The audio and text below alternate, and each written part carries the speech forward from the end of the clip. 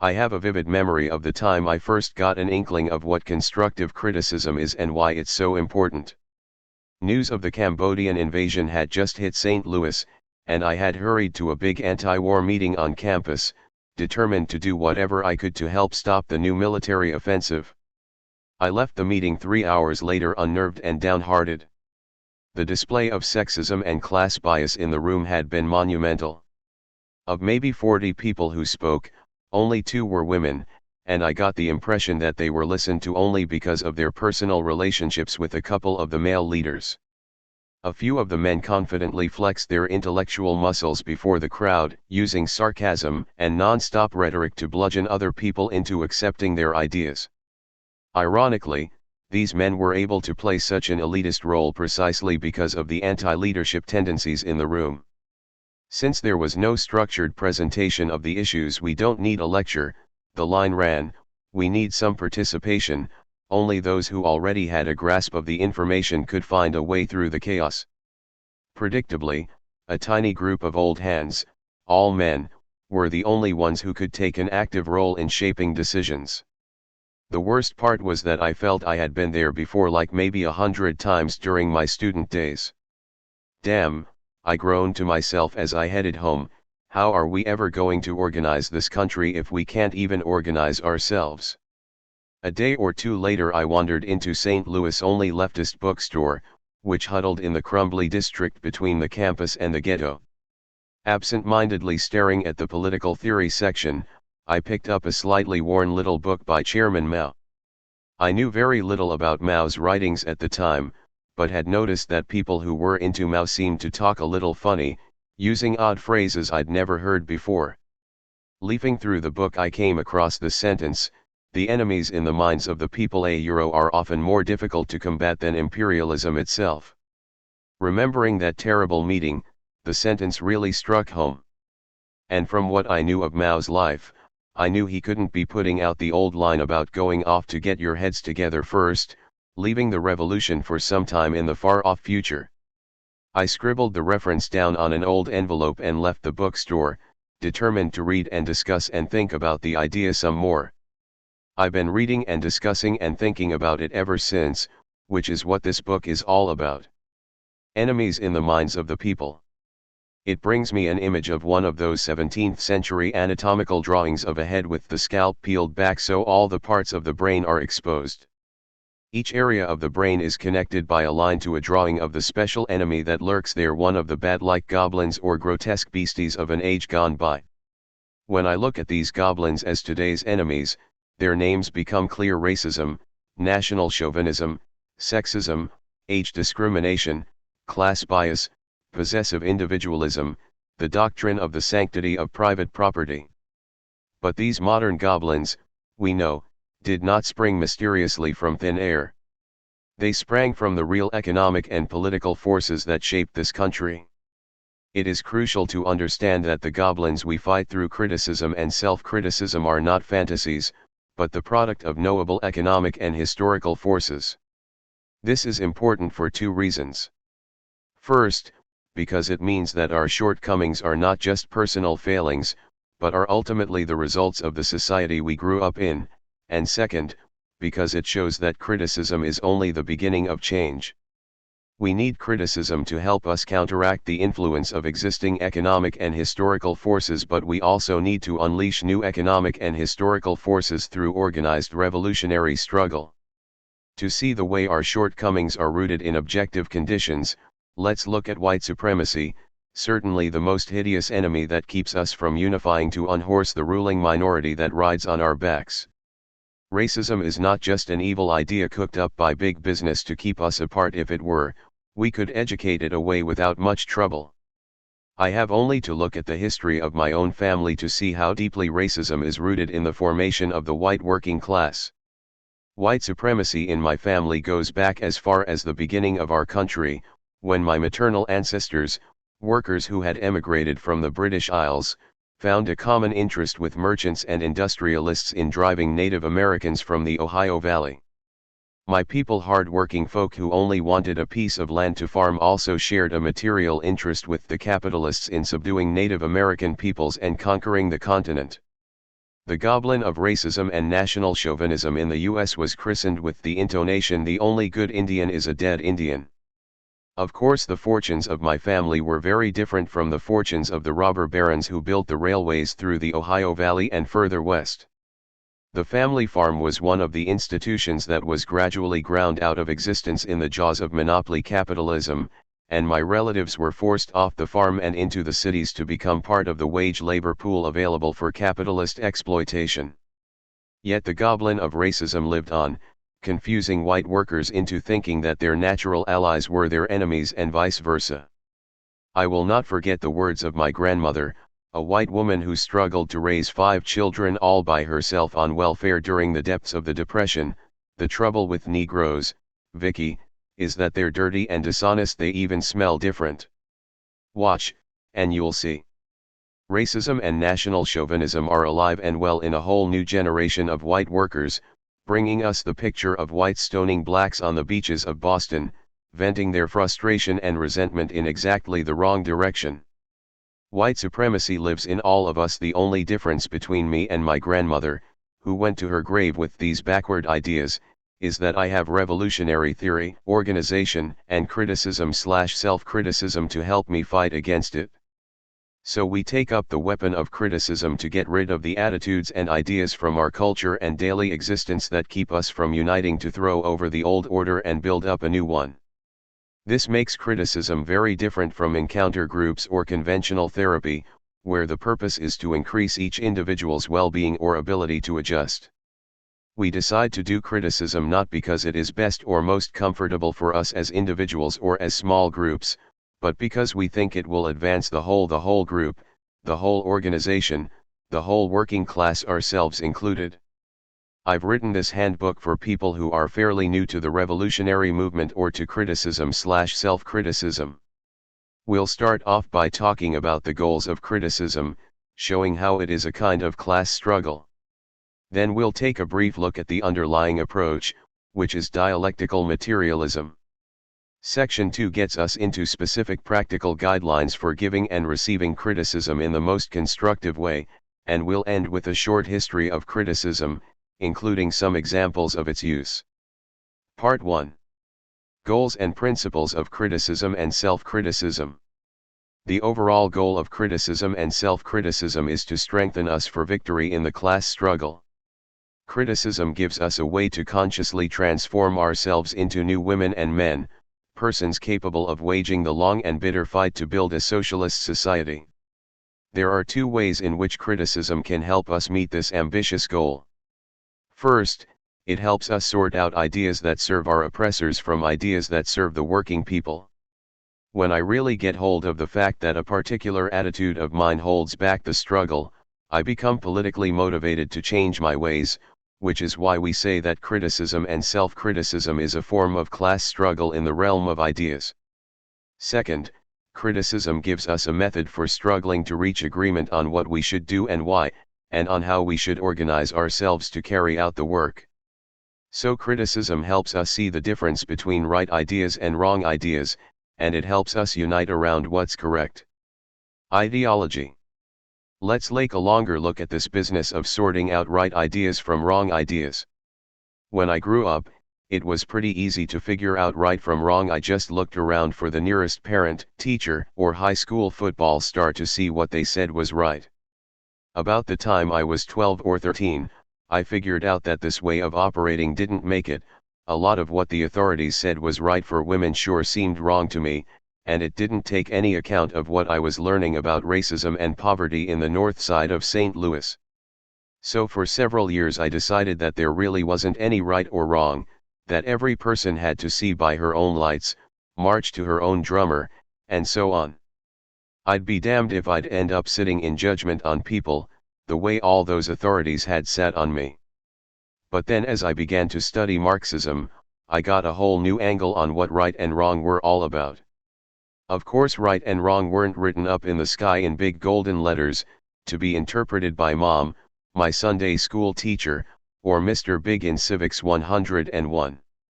But the more I studied, the more I realized that some ideas were right and others were wrong, depending on the class whose interests they reflected and served.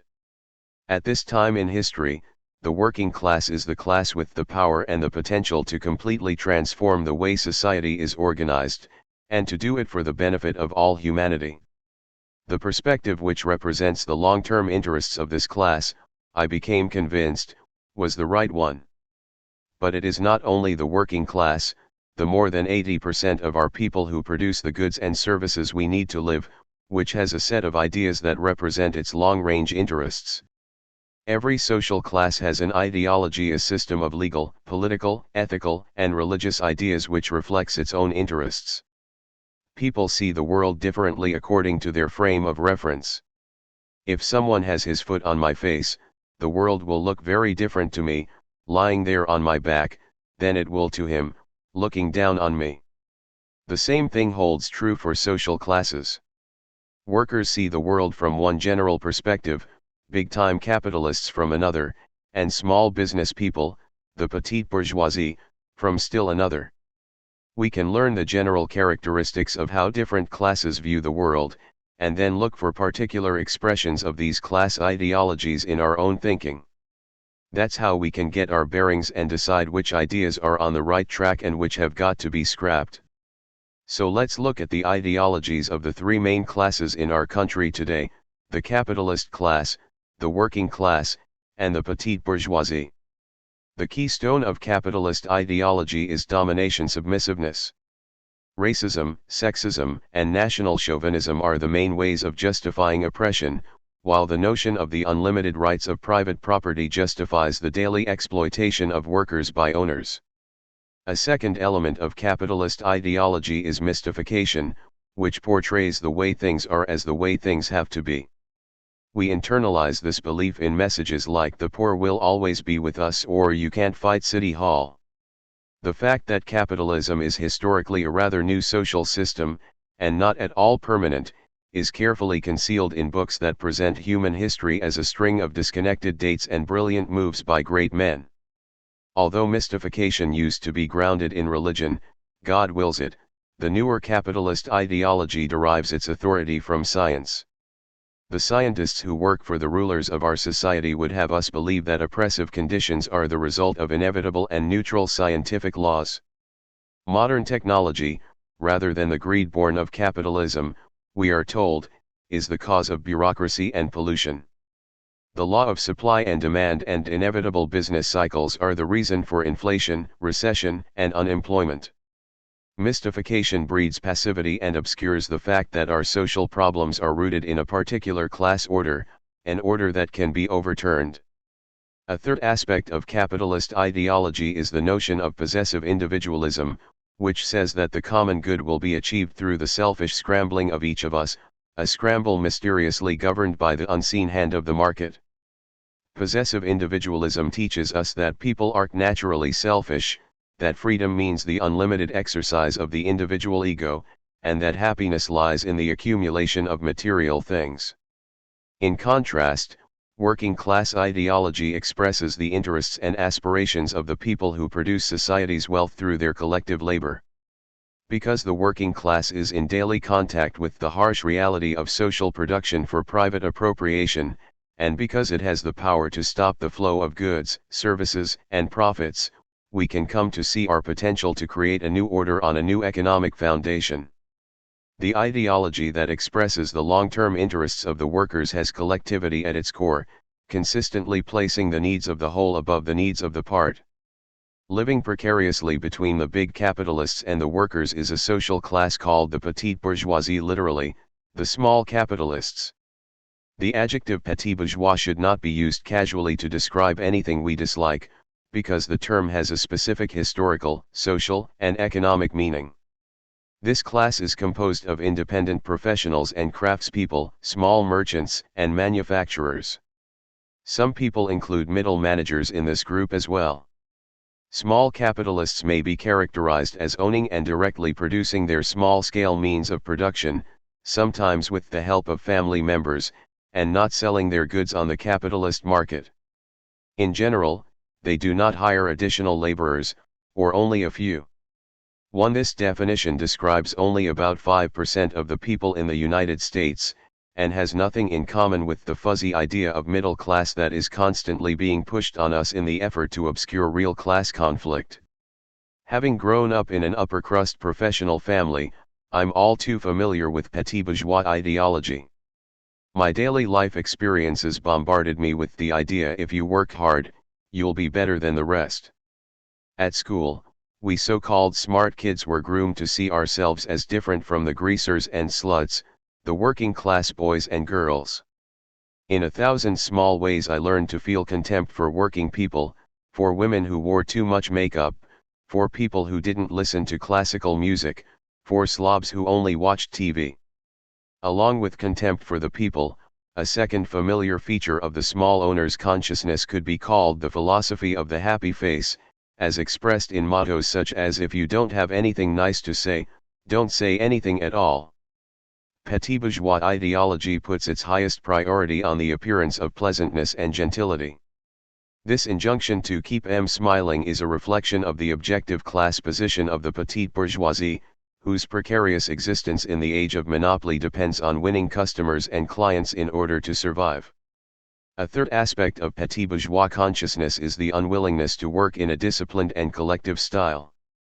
This value appeared in the hippie movement and now flourishes in the personal growth biz under the slogans "Do your own thing," and "If it feels good, do it." Within the revolutionary movement, this ideology takes on an anti-leadership character. In the early years of the white women's movement, many of us remember how all leadership was trashed as being male or heavy. Petit bourgeois individualism also surfaces in a fear of discipline, or in ultra-democracy in my desire to be present in person when every organizational decision is made, even though this cripples the effectiveness of the work. Historically, the fiercest advocates of loose, amorphous revolutionary groups have been independent intellectuals and professionals, who wanted a form in which they could be revolutionary without cramping their style. From these examples, it isn't hard to see how petit bourgeois ideology ultimately serves the ruling class. Criticism, then, is a method for analyzing the ideological roots of our actions. When an individual or organization repeats an error again and again, the root cause is probably capitalist or petit bourgeois thinking, reflecting the real influence of either class. By analyzing the class position of any political line or action, we can better understand how to correct our mistakes. Unity and struggle. Besides helping us reach ideological clarity, the second purpose of criticism is to achieve unity among comrades. Faced with the armed might and the class-conscious organization of the ruling class, political and organizational unity becomes the main strength of working people. Unity and struggle exist in a dialectical relationship. I only bother to struggle for unity with an organization or an individual when my political analysis tells me that we have some initial basis for coming together. But unless we develop and strengthen our unity by struggling through our disagreements and doubts, and constantly re-evaluate that unity as conditions change, then we quickly find that it is too superficial to allow us to function together when the chips are down. Defining areas or principles of agreement is called establishing the basis of unity. Having a clear basis of unity is very important for any relationship or organization, because it provides the reference point for deciding when or what to criticize. For instance, in a loose coalition with a low level of unity, national liberation for Puerto Rico, I am expected to engage in struggle on a fairly narrow range of issues directly related to the purpose of the coalition.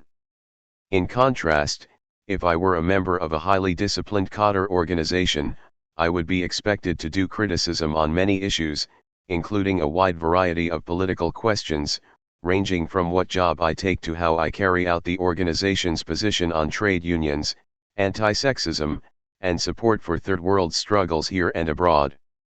So the depth of day-to-day criticism I take on is often related to the amount of unity I have with the other person or group. If it were not, I would have no way to decide what to criticize and with whom. Two common mistakes are made in seeking the correct relationship between unity and struggle. One mistake is to emphasize unity at all costs. People who fall into this position fail to make a correct distinction between allies and enemies, or between working class and ruling class ideology. As a result, They seek to smooth over differences.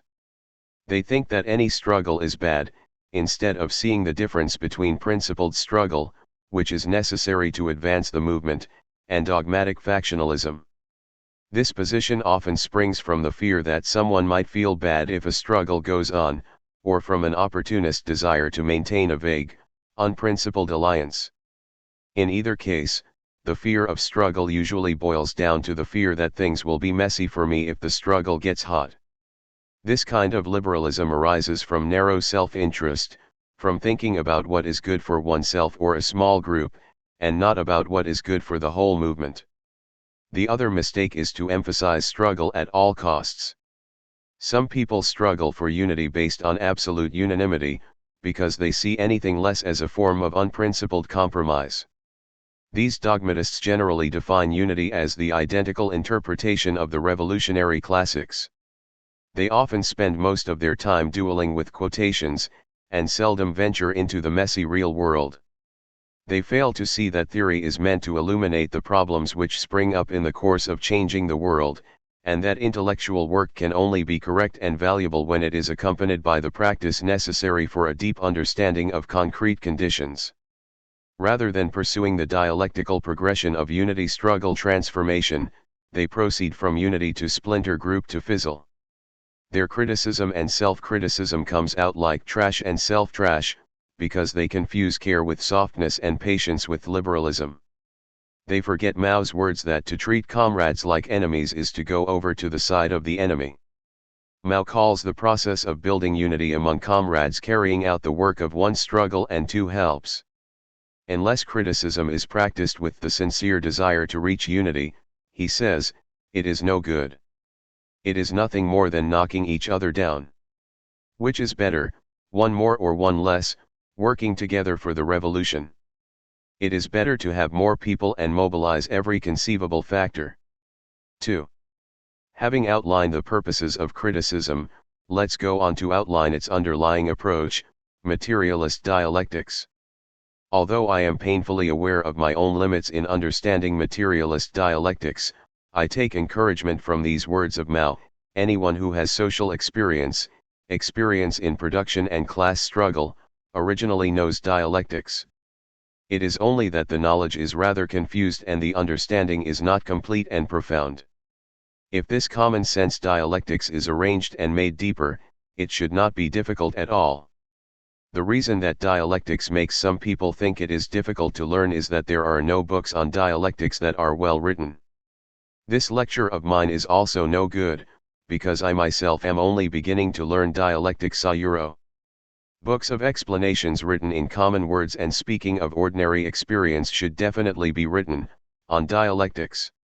When I read these words, written by Mao after he had served for more than 30 years as the head of the Chinese Revolution, I felt more humble and at the same time more willing to share my common sense understanding of dialectics. You'll find a list of suggested readings for further study in the bibliography at the back. Let me begin by defining the words materialism and dialectics as they apply to criticism and self-criticism. Dialectical materialism. Materialism is a philosophical outlook that is opposed to the philosophical school of idealism. Both materialism and idealism are used here in a technical sense, not in such everyday senses as crass materialism and starry-eyed idealism.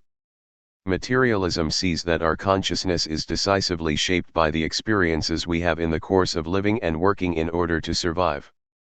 Idealism, in contrast, explains people's consciousness by looking for the influences of spirits, nature, and ideas alone. Let me give an example to show the difference. Suppose we're trying to explain the fact that many of the older white women in our community organization don't speak out at neighborhood meetings. An idealist approach might yield explanations such as women are just naturally more passive, or it's just women's instinct to be receptive rather than aggressive. A materialist approach, on the other hand, would focus its attention on the concrete work experiences of women, experiences determined by the way labor in our society has been divided along sex lines. If a woman's daily life experiences consist mostly of doing unpaid housework and raising children in the isolation of the home, we can easily see the material basis for her quiet behavior. From the idealist viewpoint, our attitudes and behaviors are rooted in mysterious forces beyond our control, so how can I hope to change if I am just naturally a shy person? From the materialist perspective, in contrast, my consciousness can be changed by changing my activity. For instance, if I practice speaking up in groups, my so-called shy nature can be transformed. The materialist perspective also emphasizes the fact that to change the consciousness of all of us in society, we must change our material reality by completely revolutionizing the way work in society is divided up and carried out. Understanding that there is a material basis for consciousness also helps us understand why working class ideology is the most progressive ideology in the world today. This doesn't mean that if your parents were factory workers you sprang from the womb with superior ideas. It means that the working class's daily experience of collective work and struggle creates the material conditions that encourage working class people to see that society can and must be run in a completely different way. Dialectics sums up the laws of how people and things change and develop. Here are some of the main principles of dialectics as they apply to criticism. 1. Everything changes. Everything is in a state of continuous change and development. The world is not to be comprehended as a complex of ready-made things, but as a complex of processes. 3. Failure to see the world as a place of continuous changes can make me see my comrades as unchanging. Then one of two things happens: either I fail to struggle, why waste the energy on someone who can't change, or I struggle badly, trying to change people with a bulldozer approach which is guaranteed to mess up even the best personal and political relationships. Personal testimony: not too long ago, a couple of people in my work group raised some doubts they had about my opinions on trade union work. In a flash, I polarized them into a position which, A, I was sure I would have to oppose with my dying breath, and which, B, they'd never even held in the first place. I wanted to change their mistaken ways by blowing them off the map. Luckily, people didn't let me go too far before they pulled me up short, showing me the harmful effects of the way I'd frozen their position and created a standoff instead of a lively debate. Moving off their criticism, in the next discussion we worked hard to bring out everyone's questions and disagreements, predicating our discussion on the idea that people could be won over to the position that held up best in struggle. Rather than trying to blast away what I saw as immovable opinions, I tried to win people over to my viewpoint. There was a striking improvement in the openness and usefulness of the second debate. 2. Change is caused by contradictions. A second principle of materialist dialectics is that change comes primarily from the development of contradictions inside a person, though of course what's going on inside a person is very basically influenced by outside conditions. Everything is full of contradictions. For instance, there is a part of me that is courageous in bringing out differences, and a part of me that wants to preserve peace at any price. There are parts of my understanding that are firmly grounded and will remain consistent, but I also know that some things I think and write today may embarrass me 3 months from now. The Chinese popularized this concept of contradiction in the saying, "One divides into two." When criticizing a comrade, it is crucial to distinguish between her strengths and weaknesses, and to decide which is principal and which secondary. If I fail to divide her into two, I am likely to mistake her weaknesses as her dominant aspect and criticize in a way that demoralizes rather than helps. By the same token, I'll need to learn to divide myself into two. Before accusing a comrade of being too domineering, for instance, I want to take a critical look at the contradictions inside of me. Besides seeing what she is doing that discourages me from taking initiatives, I should ask to what extent the obstacle lies in my own fear of stepping out. Which is the principal aspect of the contradiction between myself and her incorrect exercise of leadership, or my own unwillingness to initiate? Because dialectics sees that change arises primarily from contradictions inside a person, it opposes the worldview that people are like billiard balls, incapable of changing until hit by an outside force. In a dialectical view, changes can and should arise from an internal commitment on the part of the one who is changing. William Hinton described how this worked in an agricultural project in China, Time and again I told old Mr. Tu, head of the Chinese Liberation Area Relief Administration, that for the successful operation of the tractor project, this or that had to be done. Yes, he would say, I am convinced that you are right. But I cannot just order it done. You see, we must talk it over. Everyone must know the reason why this is essential. We must have a meeting about it. For at the meetings, everyone would voice her opinion, evaluate the ideas that the leadership brought in, and develop an agreement that all could support. While internal causes are the basis for change, external causes are also influential. For instance, Paula herself needs to decide that she will tighten up her style of work, after she thoroughly understands how her disorganization hurts the group. But other people can help her, by suggesting that she buy an address book and take notes at meetings, and by giving her feedback as she progresses. 3. Change is not smooth or steady. A third principle of dialectics is that change is not always gradual and linear, but instead takes sudden qualitative leaps. When Charlene first started working on the shop newsletter, she was terrified of writing because of earlier humiliating experiences she'd had as a working-class girl. Initially it was agonizing for her to write even one paragraph, and she had to talk into a tape recorder to get herself to state her ideas.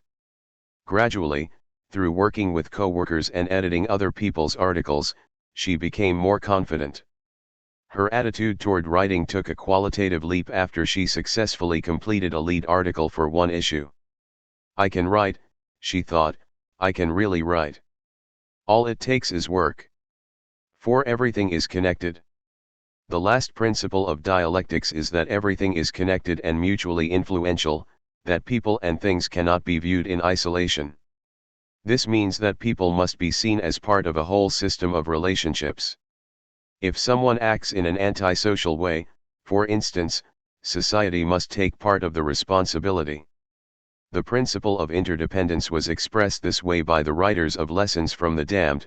We found out that the old down-home saying "it takes two" basically describes all our dilemmas. We couldn't have no master unless we agreed to be slaves. That applied to all relationships in this bourgeois system. The man could not be boss unless the workers permitted him to be. The farms, factories, and banks did not run unless the workers worked. The husband could be the breadwinner and so-called boss, but the house did not run and the children did not get born unless the women worked for the man and permitted the conception of children. 5.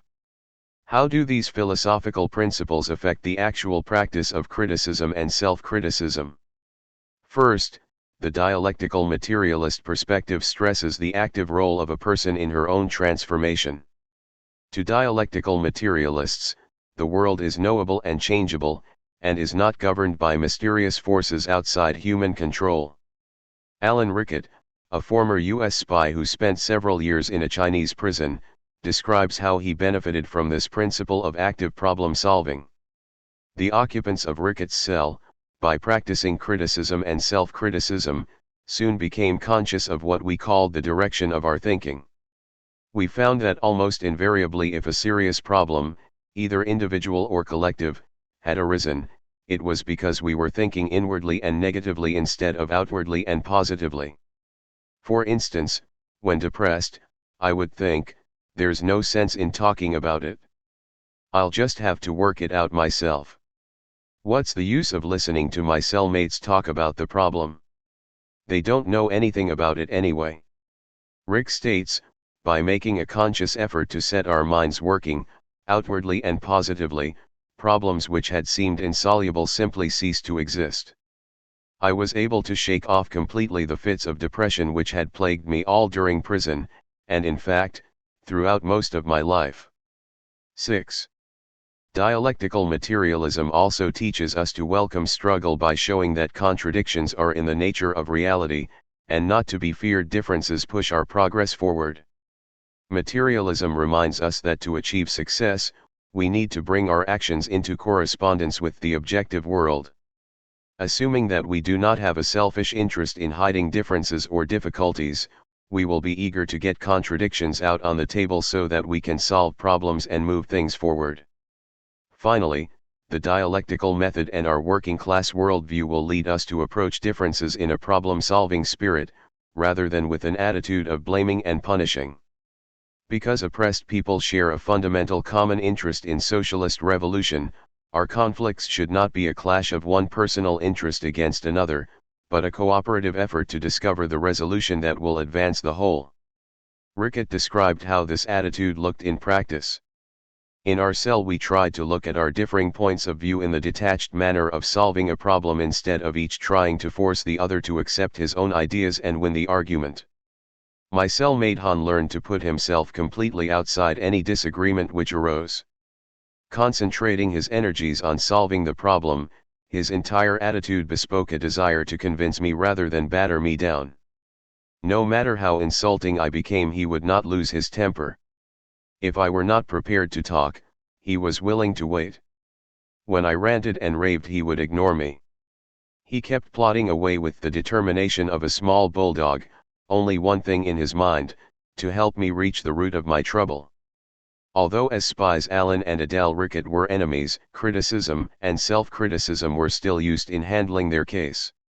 In 1950, when the Ricketts were jailed, the Chinese people had achieved decisive victory against the imperialists and their allies. Given this balance of power, the new Chinese People's government had no need to use more forceful means to keep the Ricketts from hurting others. With no thought of revenge, the Chinese educated the U.S. prisoners through extensive use of criticism, releasing the Ricketts 4 years later when they thoroughly and sincerely understood their errors. Sound unbelievable? Read the Ricketts' own account in Prisoners of Liberation. Part 2. Practical Guidelines and Exercises for Giving and Receiving Criticism. Introduction. Now that we've described the goals of criticism and taken a brief look at the principles behind it, we can begin to focus on specific guidelines for how to give and receive criticism in the most constructive way. Before getting into the guidelines, though, I'd like to set them in a context. We said before that the purpose of criticism is to separate ideas that serve the capitalist class from ideas that serve the working class, so that comrades can unite around correct ideas. This means that the content of a criticism is primary. No matter how well I deliver a criticism, no matter how good my form, if the content hurts the working class struggle, then the idea is wrong and should be changed.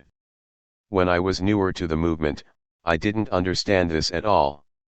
I thought the main point of criticism was to keep everyone feeling good and to keep things running smoothly. When more politically advanced people would struggle over ideas, I nearly always thought they were being sectarian or unkind.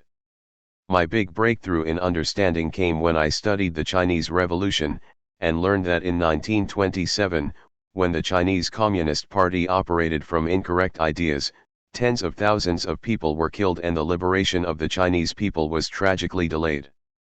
The more I learn about the history of the communist movement, and see how frequently revolutionary movements have been derailed by their own errors, the more I realize that it can be a life and death matter to separate correct ideas, ideas that serve all working people, from wrong ideas, ideas that strengthen the rule of the capitalist class.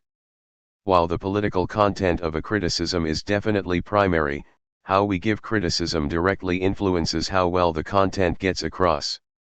Well-expressed criticisms help clarify differences in ideas and make the class content of the contending positions more accessible to people.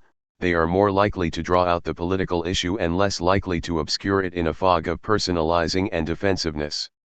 The guidelines in this book are intended to help us give and receive criticism in a way that maximizes clarity and objectivity.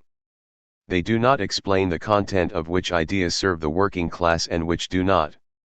Although content is the most important thing, we can get that only by studying Marx, Engels, Lenin, Mao, Cabral, Ho, and other great revolutionaries, through studying the history of our own country, and through practicing and evaluating our own work in disciplined organizations under the guidance of tested political leadership.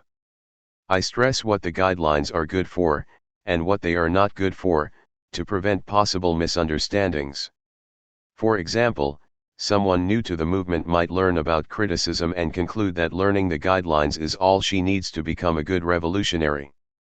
Conversely, a more experienced person, if she heard me emphasize process to the exclusion of political content, might reject the guidelines out of hand. Political content is primary, and the process of giving it is also important. You'll find that these ground rules are mostly useful in the kind of criticism that goes on person to person in the course of daily living and political work. I touch very little on a more analytical and theoretical level of criticism, such as the kind of criticism one organization would make of another's political line. This is not to say that the ordinary day-to-day type of criticism is more important, but only that it's what I know best. When I reread these guidelines, they look embarrassingly simple or commonsensical to me.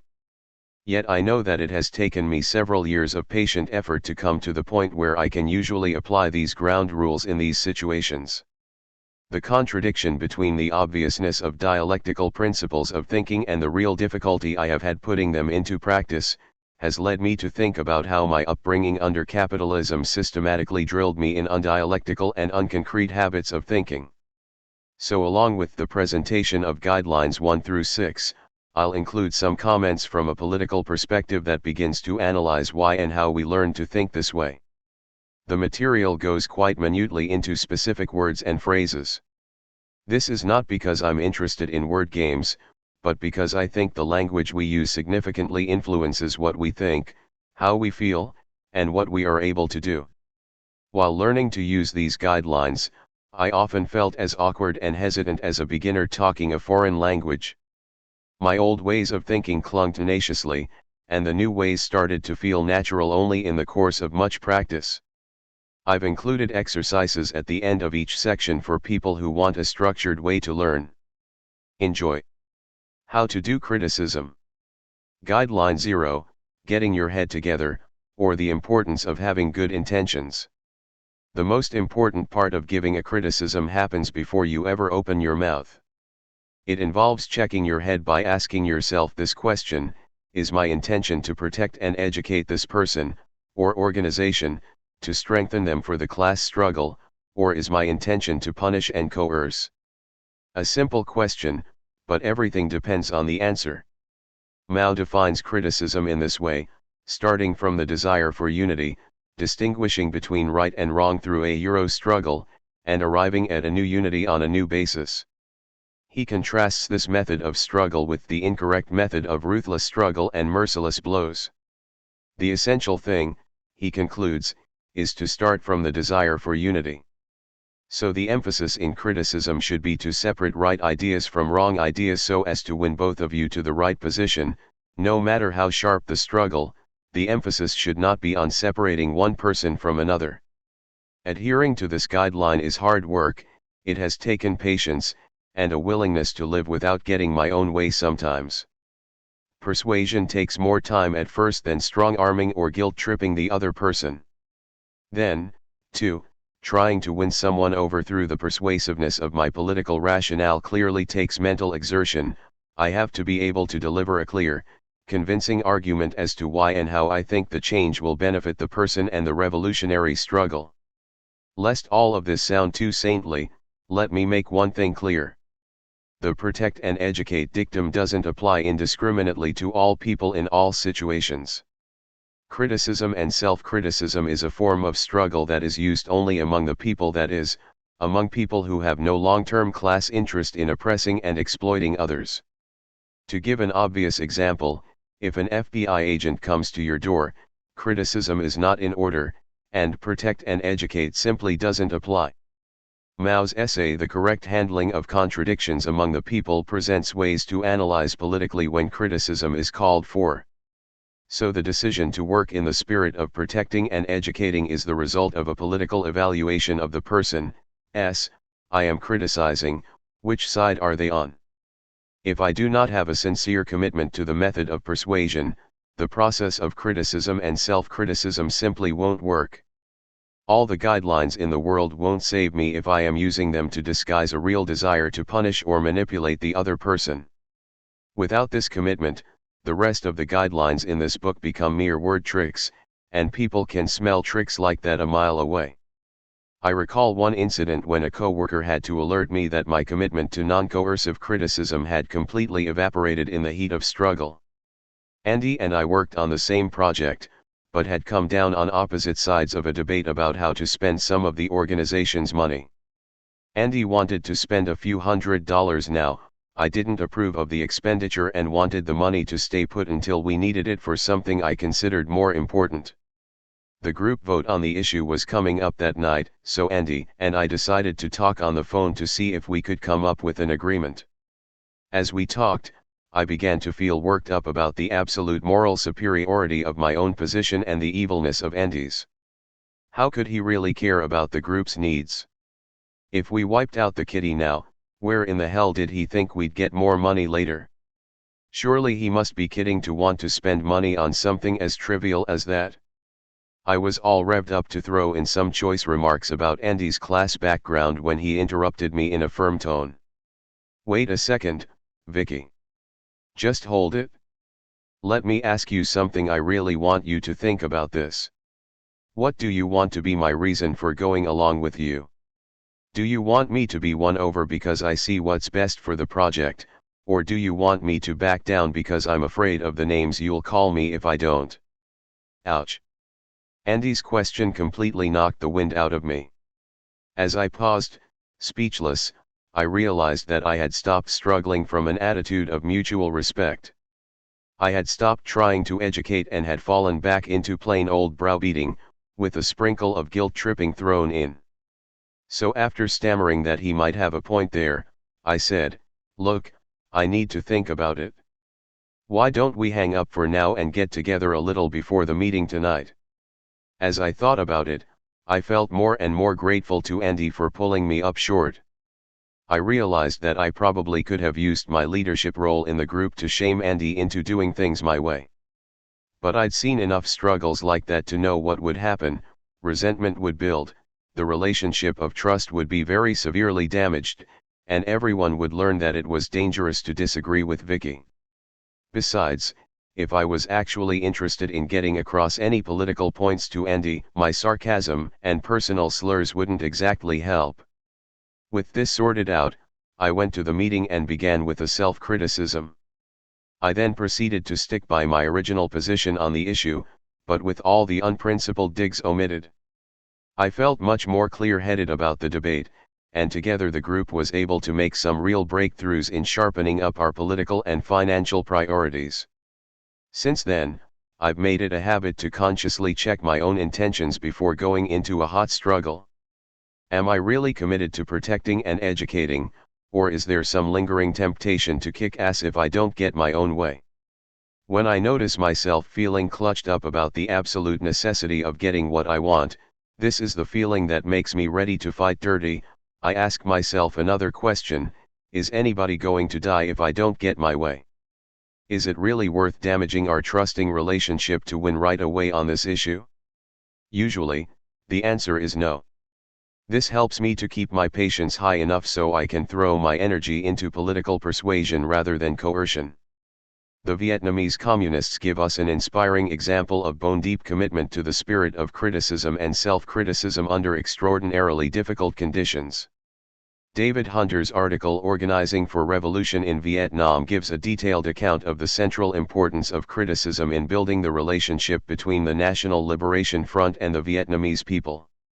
In the words of a peasant, the front's expansion was due to the fact that the people contributed their opinion to the cadres and informed them of many things that were going on. It was said that when the front committed an error, the people contributed their opinion and, therefore, helped the front correct these errors and serve the people better. The cadres worked in a democratic manner because they listened to the people and didn't order the people around arbitrarily, as the mandarins used to do. 7.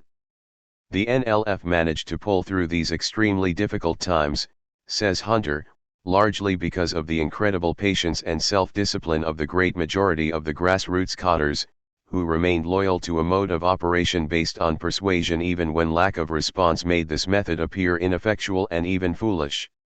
Since by then it was too dangerous to hold mass meetings to mobilize people, cadres carried on their persuasion through a multitude of small meetings. Cadres who were already strained to the breaking point by the amount of physical work required by the war, not to mention the pressure of keeping their own families from starving, now had to go to endless meetings, virtually house to house, to explain front policies to the peasants. In the face of hostility and panic, they retained their commitment to the attitude of protecting and educating the peasants to win their support. If the Vietnamese could keep the faith under such conditions, surely we can, too. How to do criticism. Guideline 1, being concrete. In studying contradictions we must not be subjective and arbitrary, but must analyze them concretely.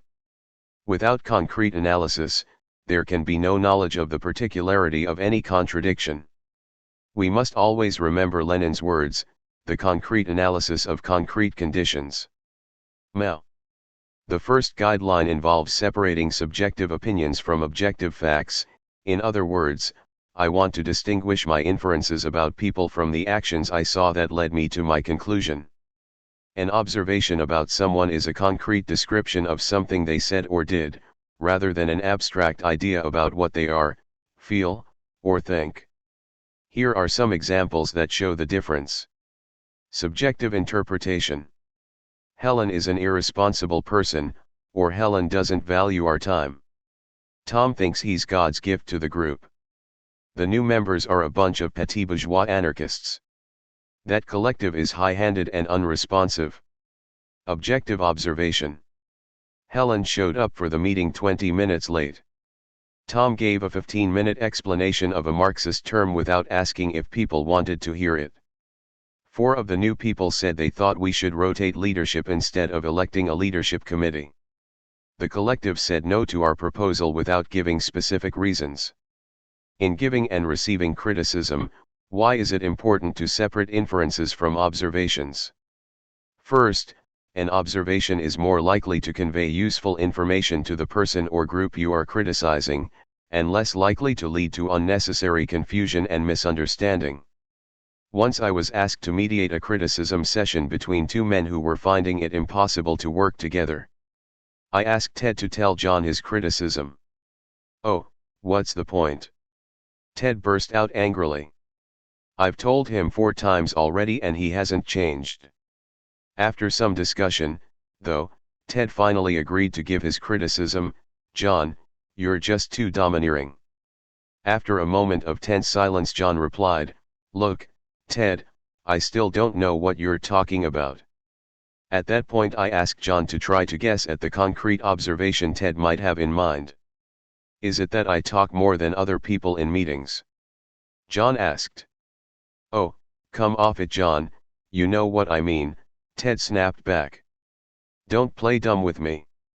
"Well, is it the fact that I usually make up the agenda? Would you like us to rotate that job?" John guessed again. "No, that's not it at all," replied Ted, beginning to see that John's refusal to change may have had a lot to do with the vagueness of his own criticism. "Look," said Ted slowly, "remember that big meeting we had a while back, when we all agreed on the spring work plan? After that meeting you just turned around and changed the plan yourself, without letting anybody know. Why decide things together if you're going to go off and change them by yourself?" Once the men had grounded their conflict in a concrete action, rather than getting lost in an argument about a vague term like domineering, they were much closer to solving their problem. Because observations increase the amount of useful information that gets across, they clear the way for bringing out political differences. If a group criticizes the leadership of its organization for being too power-hungry, no one knows exactly what the problem is or how to struggle through it. If, instead, the group gives a concrete observation at the demonstration, the leaders made an organizational decision without consulting the membership, then we can proceed to hash out real political differences over the role that leadership should properly play. Another reason for trying to make concrete observations is to keep my own head working dialectically. The more I label people with abstract judgments, the more I tend to think of them as being incapable of change. Once I have labeled someone as a racist, for instance, I am less likely to criticize that person on their behavior. Why waste my breath on a stone racist who can't change? This is called a self-fulfilling prophecy. Abstract character judgments also blind me to the ways that problems are rooted in systems of interaction, rather than in one person's character seen in isolation. Example, as long as I was labeling my coworker Andy as a weak person, it was hard for me to identify exactly what he was doing that I didn't like, and while my head was clogged with value judgments, there was no way for me to get clear on what I wanted him to do differently. Also, I couldn't see how my own behavior might contribute to the problem. Notice how a label like weak person locates all the difficulty with the other person. The first step in changing the situation was getting myself clear on a concrete description of the problem. My observation was that Andy did things after I suggested them, but had never initialed a project himself. The next step was to share this criticism with him.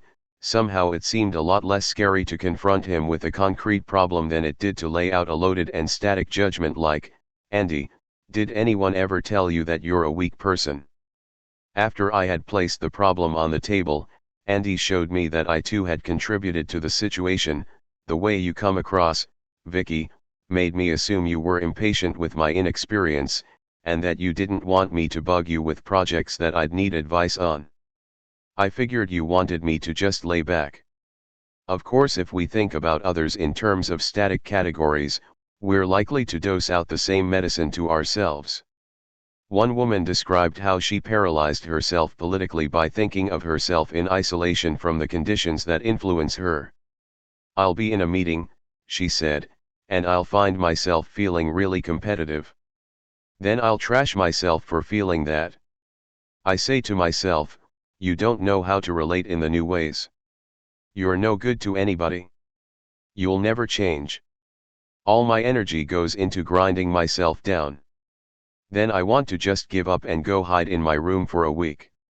One-sided thinking leads us to blame and punish ourselves and each other for individual deficiencies, rather than seeing how our shortcomings are related to the class system. It gives us a lopsided and inaccurate view of things, and saps the energy we could be using to solve problems in our political work. By saying that it is important to know how to distinguish observations from opinions, I am not saying that we should avoid making value judgments. If a leaflet seems racist, say that. If an idea seems wrong, call it wrong. The point is that these opinions should be grounded in and explained by concrete observations. The politics of judgment. Soon after I learned the distinction between inferences and observations, I decided to keep a list of all the vague judgments one made in a day, in the first 8 hours of my experiment. I accumulated a list of well over 100 abstract character judgments. "I'm just too passive. She's such an uptight person," ad nauseum. It was easy to see how this kind of pigeonhole thinking kept me from seeing things deeply, and made it hard for me to give and receive criticism in a useful way. The length of the list led me to reflect back on the particular ways I had been indoctrinated in this kind of static and undialectical thinking. I remember that in the first grade my teacher divided us up into 3 reading groups. For all practical purposes, the groups might have been labeled the bluebirds, the redbirds, and the vultures, because everybody got the point. Some people were dummies and other people were smart. These labels were taken to be permanent character attributes. Although there were frequent exhortations to work hard and get ahead, everybody knew that a vulture was pretty much a vulture for life. 2 years later, we were tracked into completely separate programs, and were well on our way to becoming greasers and school leaders. 10 years later, right on schedule, the bluebirds went east to Ivy League schools, the redbirds went off to state college, and the vultures made it to trade schools if they were lucky. By this time we were all supposed to have been convinced that this arrangement was fair and proper. The superior character of the bluebirds had manifested itself, and the vultures had got what they deserved. In a million tiny ways, the bluebirds had been taught that they possessed the abstract character traits that made them leadership material, entirely fit to rule. Hopefully too, the vultures had learned their place. In fact, this ideological molding does to some extent achieve its goal. In their book The Hidden Injuries of Class, Sennett and Cobb show how this works. In talking to older laborers who worked in large factories, we often heard them express anger about the unfairness they encountered at work, Yet that anger was often turned around by final statements like they must have their good reasons, or they're educated people, they must know what they are doing, maybe there are things about this I don't know. 8. Robert Lane drew the same conclusion from extensive conversations with 15 working men, although every one of the men agreed that class inequalities stacked the cards unequally, each made an exception of himself. I just played around in school. It's my own fault, I didn't develop myself like I could've. If I had only worked harder and stayed in school, I could have got somewhere. 9. This internalized oppression is a primary instrument of class rule in the United States, causing us to turn against each other and ourselves, rather than against the system that oppresses us. One writer sums it up this way: objectification, through vague character judgments, serves in the main only two purposes: 1. As a defense against the other and as a defense against any possible responsibility for her or his situation, as in the terms a Euromoron, a Eurolunatic, a Eurochick, etc., and 2. As a precondition of and as an excuse for the oppression and exploitation or worse of that a Euro other. As in the US military's use of a Eurogook or a Eurodink to describe the Vietnamese. 10. Not only are these labels slapped on us by those who want to control us, but worse, we learn to wield them against each other as well. The static and categorical thinking we learn is the perfect breeding ground for inculcating us with racist, sexist, national chauvinist, and ageist ideologies. Each of these ideologies grows out of the inner economic necessities of the capitalist system. Racism, for instance, is not just an evil scheme cooked up by the ruling class to keep working people divided. Instead, material conditions in the US 300 years ago meant that some people had to be harnessed as a cheap, stable labor force to work the southern plantation economy. If it hadn't been blacks who were subjected to slavery, it would have been some other people. To prevent unity between blacks and poor whites, the ruling class developed a system of relative benefits for white workers. Down through the centuries, the system of relative privilege has been frighteningly successful in getting white working people to accept and even actively enforce racist organization of society. So the process of ceasing to objectify each other depends not only on recognizing and combating the patterns of thought we have internalized, but also on removing the material basis for these ideologies. Exercise on Guideline 1, Being Concrete. Below is a list of inferences or subjective statements for you to translate into observations. If you're doing this with someone else, it's fun to read the statements as though they were a criticism of the other person. You're irresponsible. The person on the receiving end can try to translate this into an observation, making up a context since none is given. Is it because I didn't finish the list of phone calls on time? You can help each other if anyone gets stuck.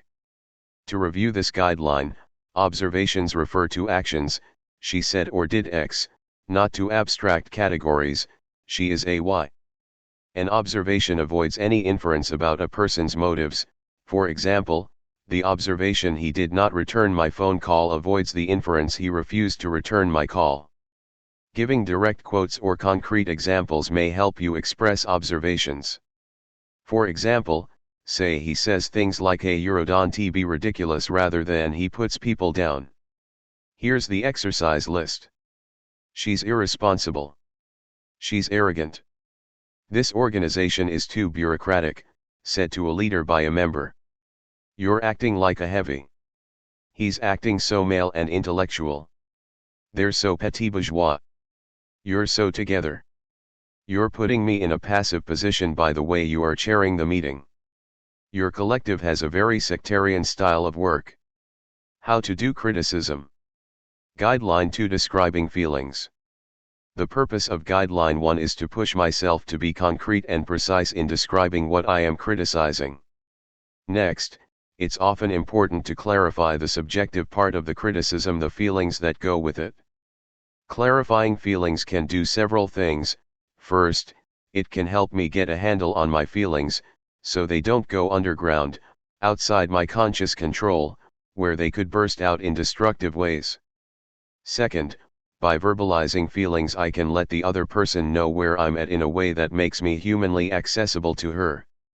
Describing my feelings encourages me to take responsibility for my own end of the contradiction, and thus avoid laying the blame entirely on the other person.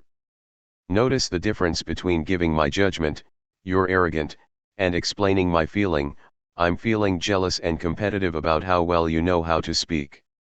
Next, explicitly describing my feelings cuts down the chances that someone will misread my emotions. For instance, if I don't tell people that I'm nervous about chairing a meeting, they will often think I am acting cold. Another reason to know my own feelings is that sometimes, but not always, my negative feelings can tip me off that something is wrong or unjust in the outside world. As people begin to study Marxism-Leninism, and learn the importance of being able to analyze a situation objectively, they sometimes tend to see feelings themselves as the enemy. People who have been slaves to their emotions for too long fall into the trap of thinking the ideal is to have no feelings.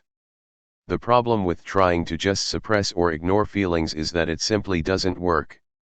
One woman I know operates like a revolutionary computer most of the time, but she has a breakdown once every 6 months, when she has to drop everything to spend 3 weeks recovering in bed. The opposite mistake is putting feelings in command. Many of us painfully remember the days in the white women's movement when if someone felt bad, it was automatically assumed that she had been righteously aggrieved, and that all business should cease until she felt better. In this way, feelings could be used as a club. One person says "I feel alienated," and a meeting of 50 people is expected to drop everything for however long it takes to deal with it. In fact, this is a way of succumbing to individualism, the capitalist ideology of putting the needs of the part above the needs of the whole. When we put feelings in command, we forget how thoroughly we have internalized the ideas of the capitalist class. Sometimes I feel bad because the competitive or self-centered parts of me are threatened. While I still want to acknowledge these feelings so I can get to the bottom of them and change them, it would be wrong to act on them in an uncritical way. Our task, then, is to bring our subjective feelings into proper correspondence with our objective understanding, neither letting our emotions run away with us nor pretending that they aren't there. I find that when I know my feelings, I am much less likely to let them lead me in blind ways.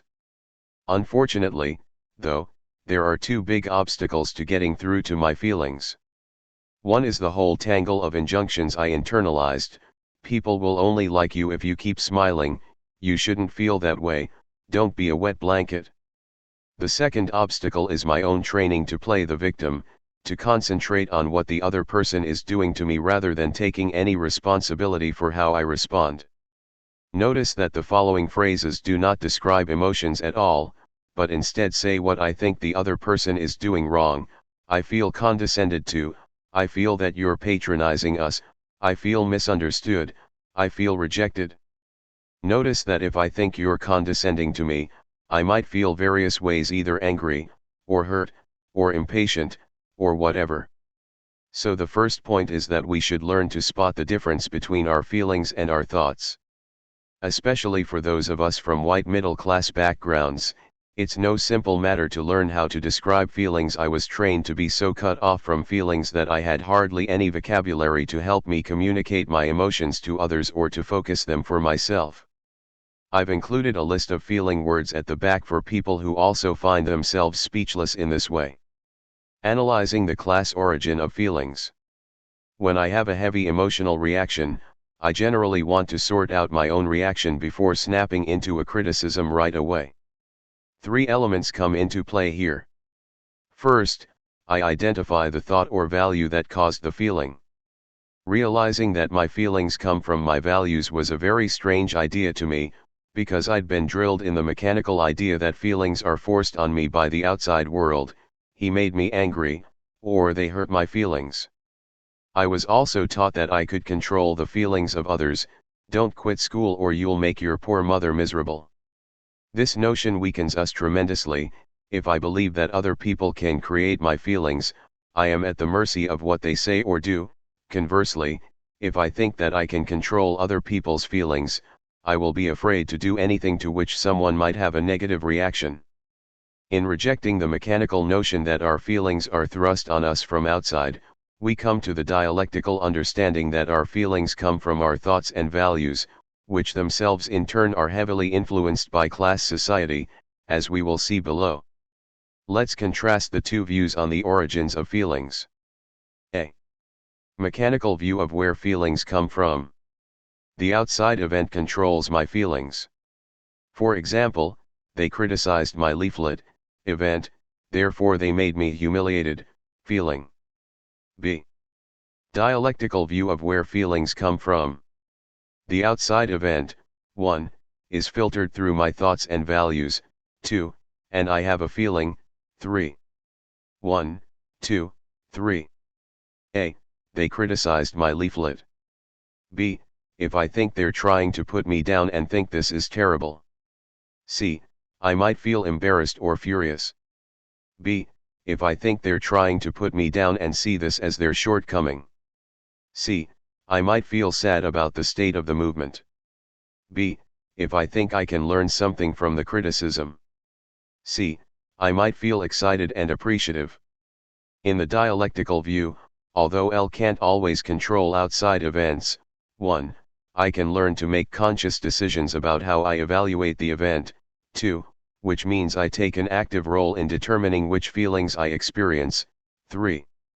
Just knowing that other people cannot by themselves control my feelings makes me feel less vulnerable and passive in relation to other people's actions. When you realize that it takes two, more power is in you. So after identifying my feelings, I trace down the thought or value that caused the feeling. This thought might represent my old self, the baggage I picked up from my petit bourgeois background or capitalist society, or it might represent the kind of thought that reflects the long-range interests of the working class.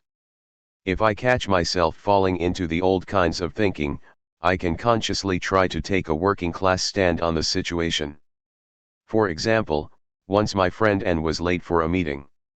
As the minutes ticked by without a ring from the doorbell or a phone call, I got more and more furious. She's just trying to let me know how important and busy she is. If she had any respect at all, she would have called by now. I was busily steaming myself into a fit when I remembered to take a look at what was going on inside me. First, L realized that I was angry mainly because of my interpretation about her motives. If I had known she had car trouble, for instance, the actual lateness would not have bothered me. Next, I tried to analyze the class content of the thought that was making me so angry. I had to admit that a lot of what I was thinking was bound up with preserving my self-importance, and such concern for my own self-image was hardly an example of a firm working class stand. After this self-criticism, I consciously tried to replace my original interpretation with a more constructive thought. Okay, she's late, a lot of things could have happened. I can criticize her for it, and she'll probably clean up her act.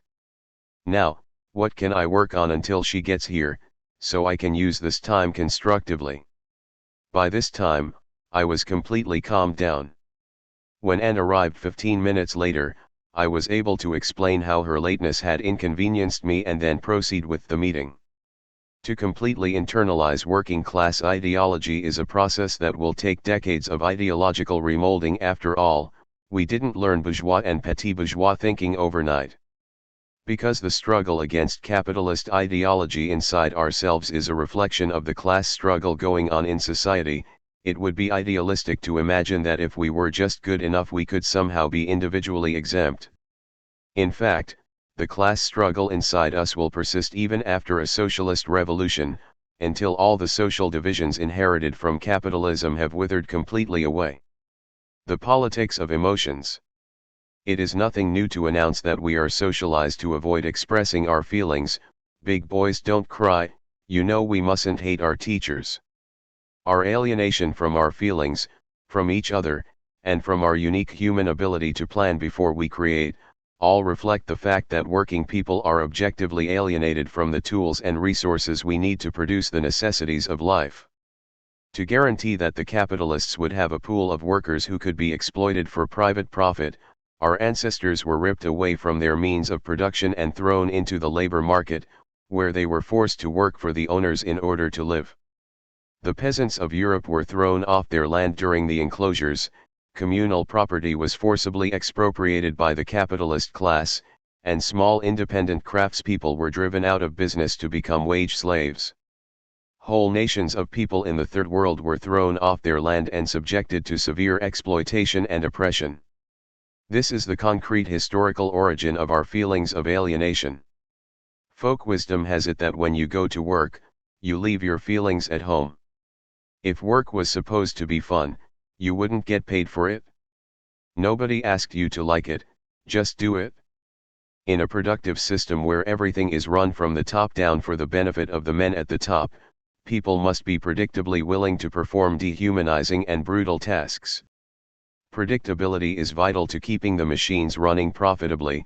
It is a capitalist's dream that the people who run the machines will be as reliable and passive as things. In fact, though, one of the biggest worries now confronting the capitalist class is worker rebellions against the intensified exploitation of advanced capitalism expressed in waves of wildcat strikes, lowered productivity, and sharply increased absenteeism, sabotage, and job turnover. In their own words, two workers describe what they have learned about feelings on the job. The first speaker is Ernest Bradshaw, a black supervisor in a bank auditing department, quoted by Studs Terkel.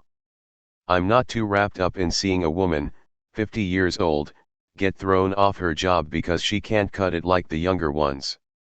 They moved her off the job, where she was happy.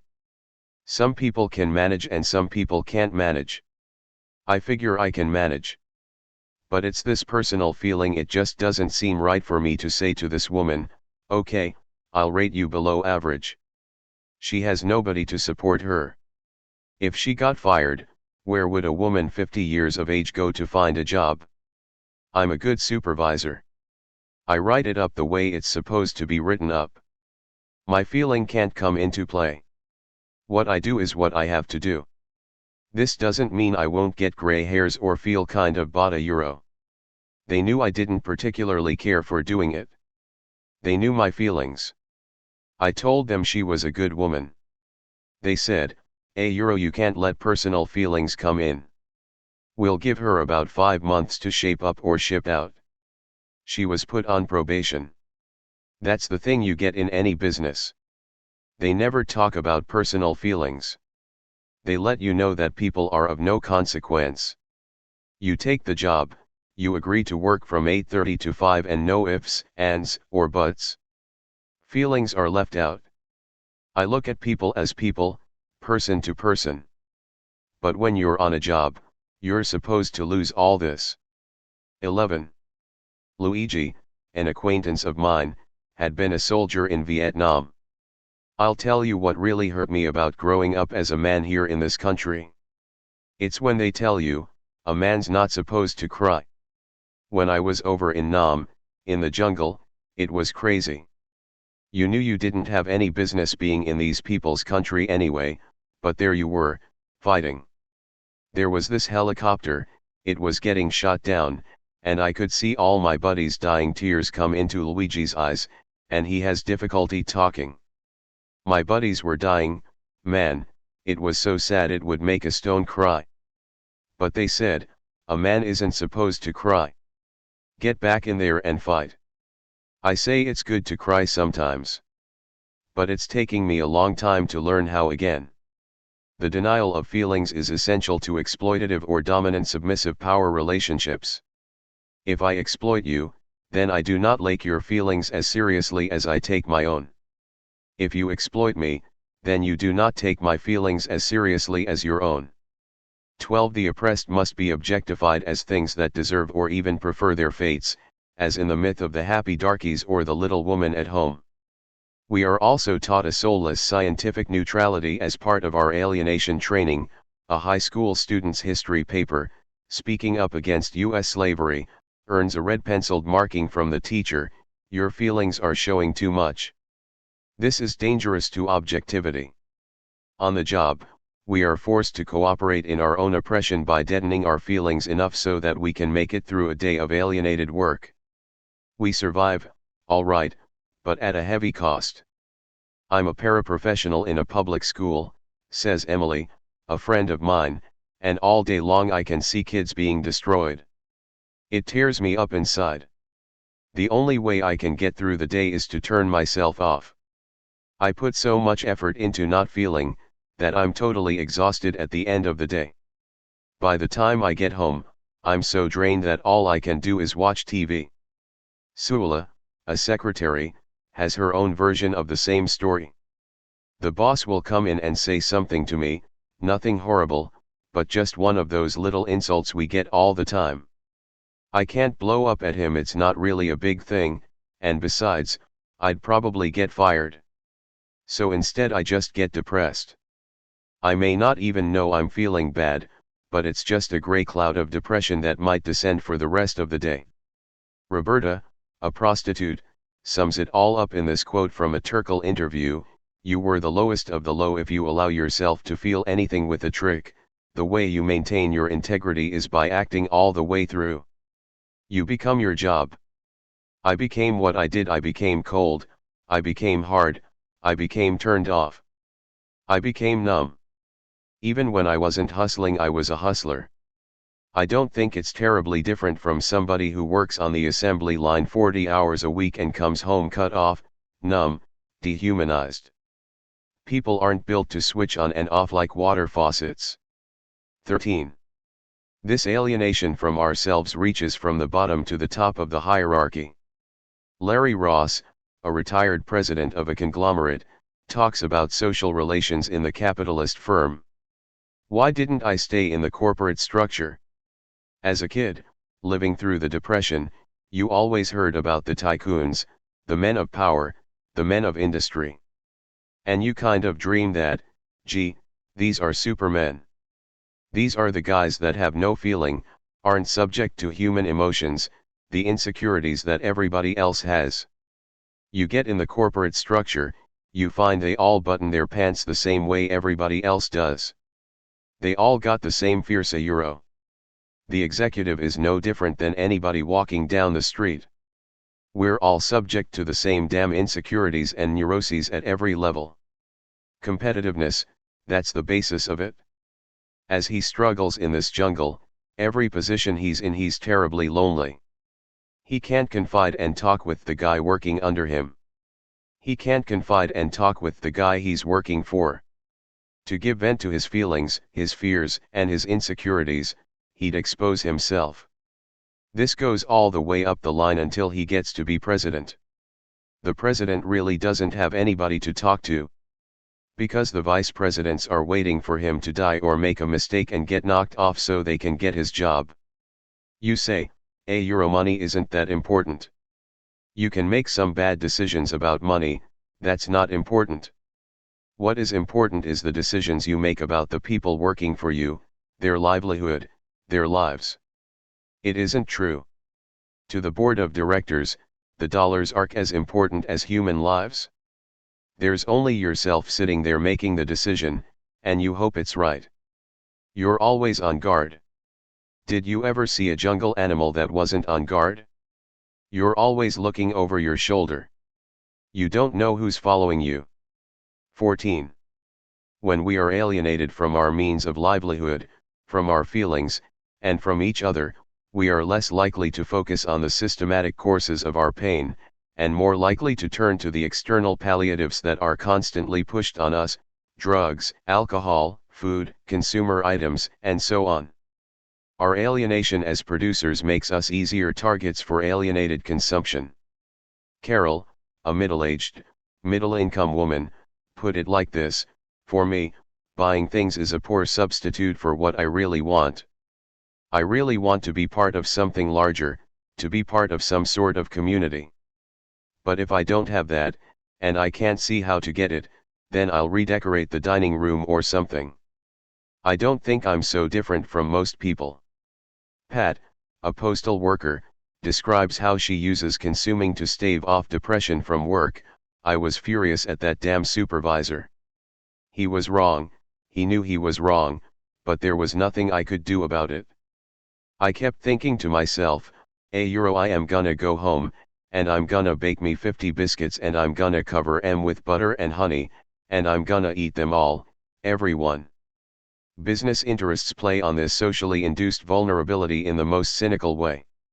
Driving home from work during the rush hour, we hear from the solicitous voice of the radio announcer crooning, "The workday is over.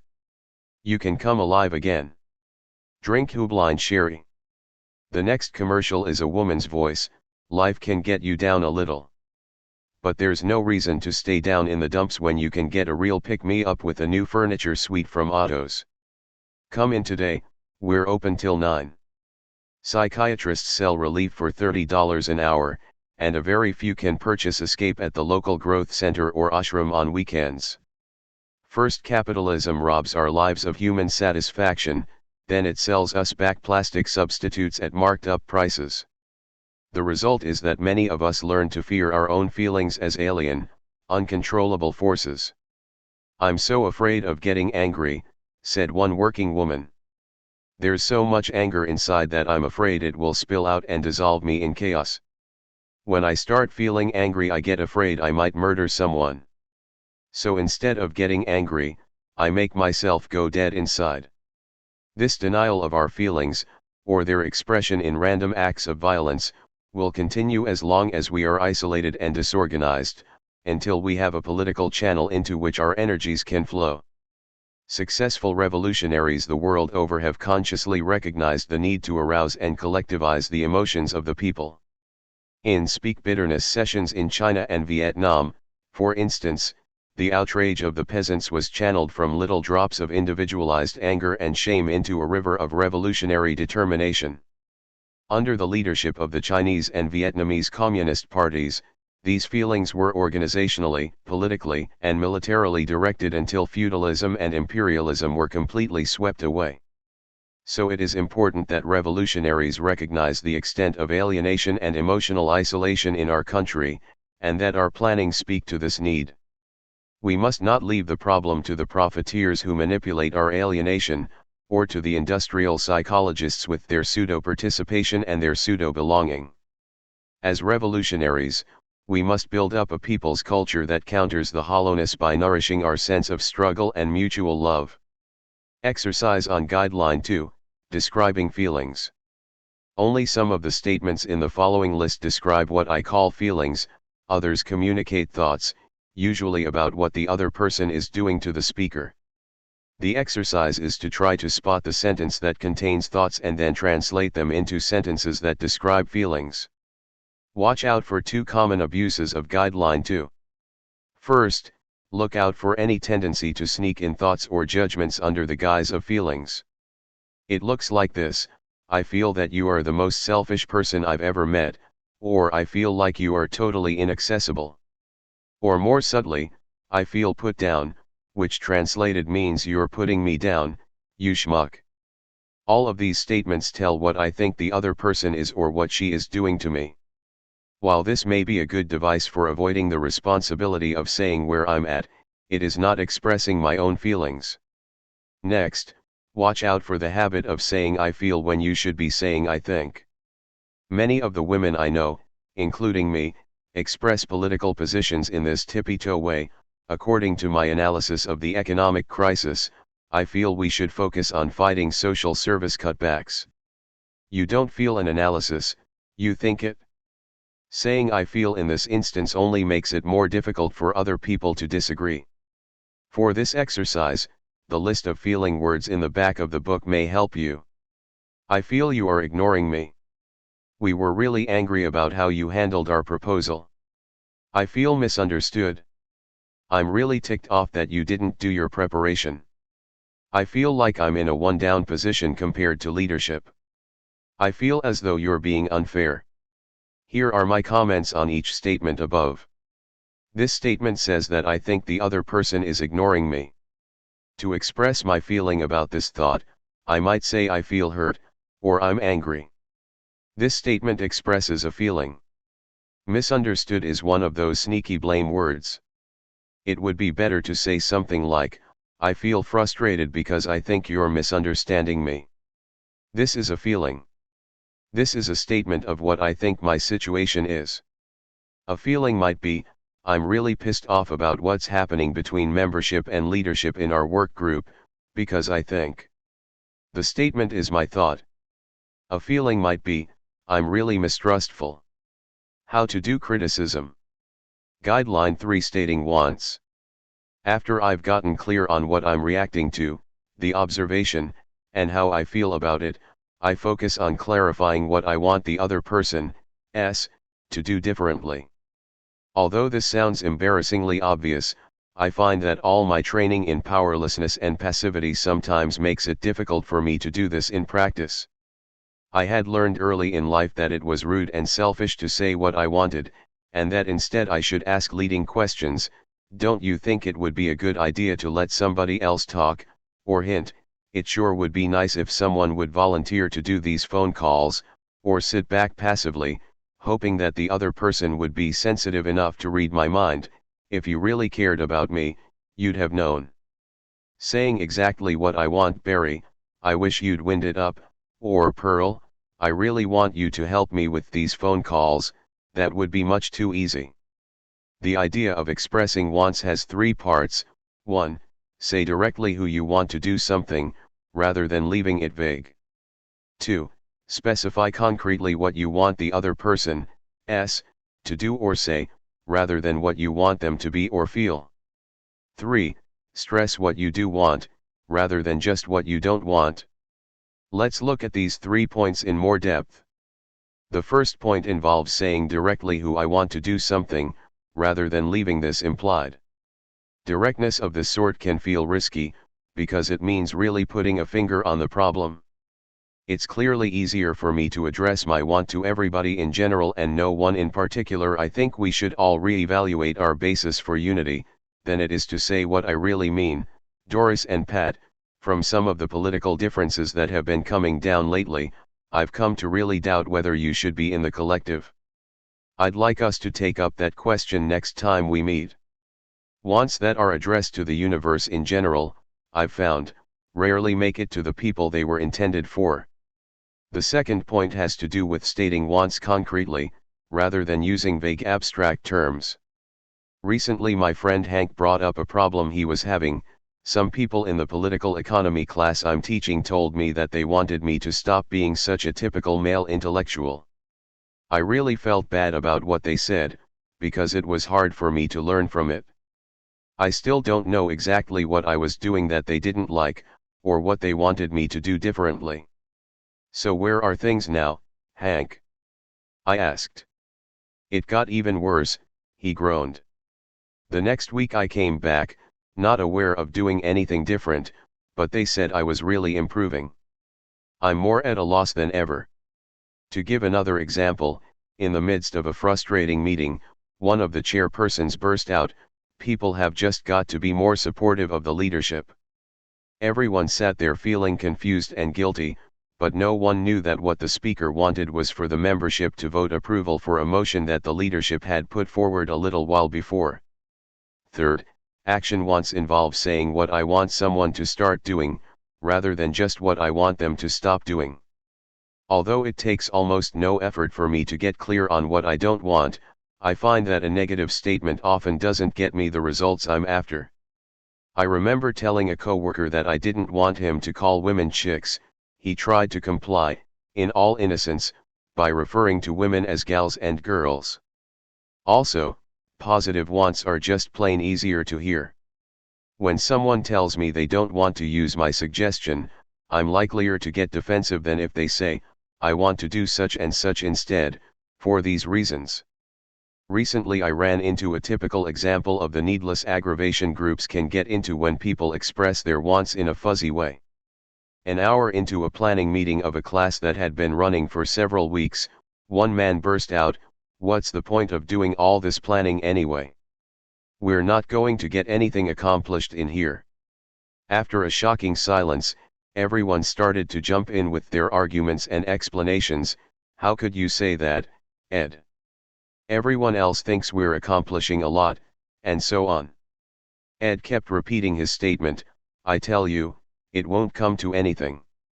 I could feel tempers shortening all around me, and my own impatience was reaching the boiling point. I was close to bursting out, "You've got a hell of a lot of nerve busting up the meeting with that defeatist stuff." Just in time, though, one woman, Judy, started to guess what Ed wanted from us. After a couple of minutes of back and forth, with Judy trying to clarify Ed's wants in action terms, the issue became clear.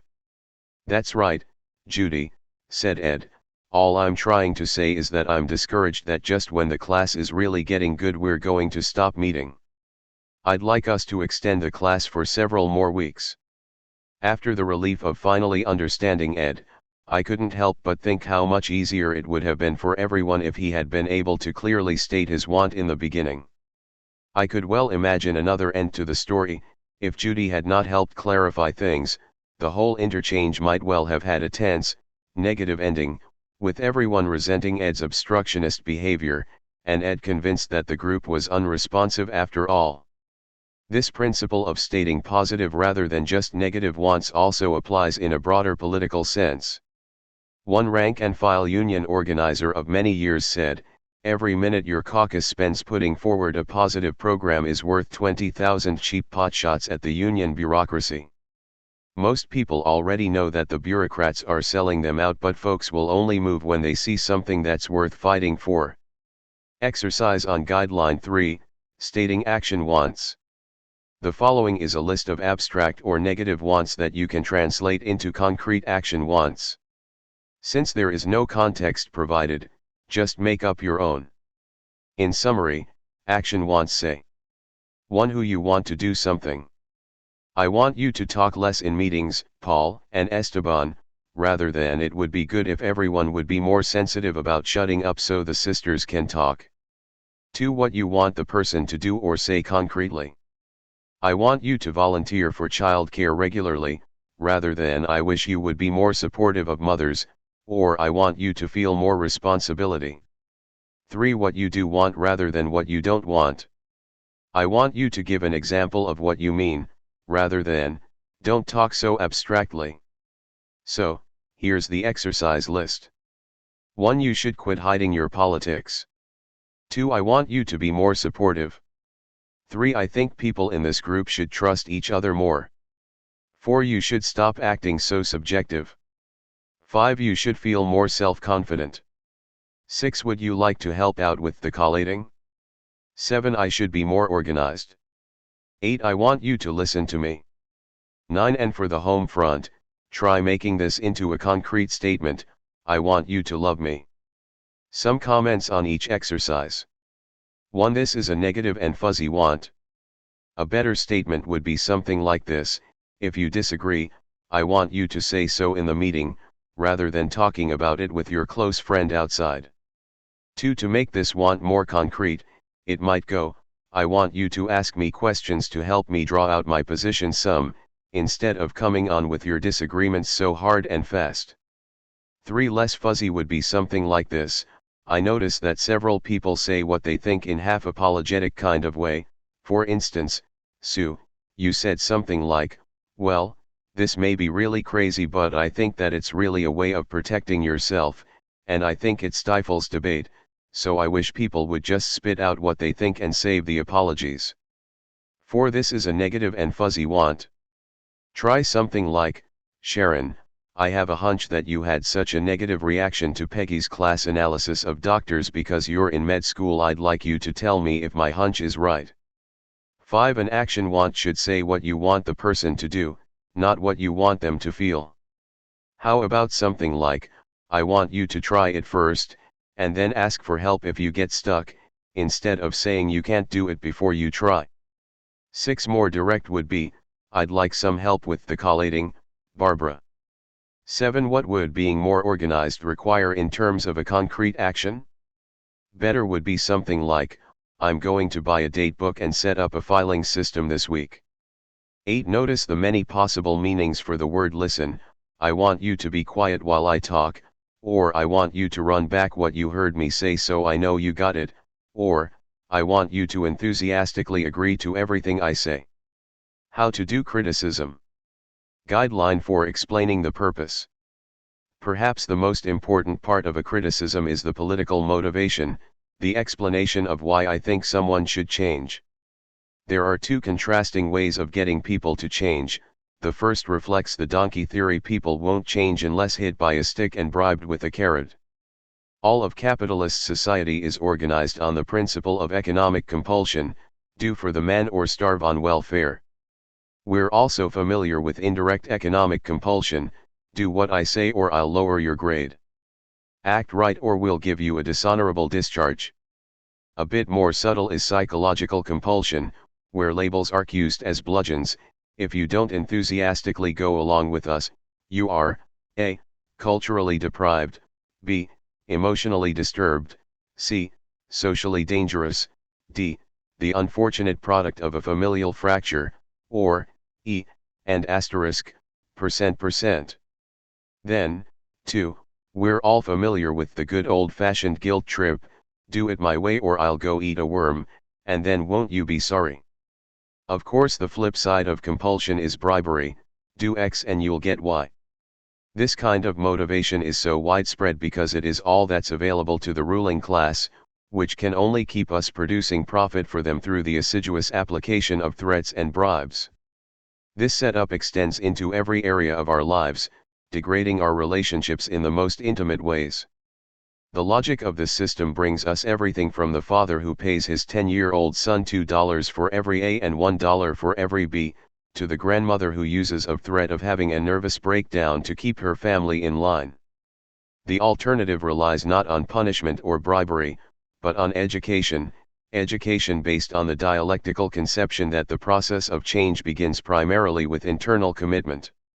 It relies on educating others about the purpose for the desired change, and it can only be used among the people, the persons with whom our long-term interests do not conflict.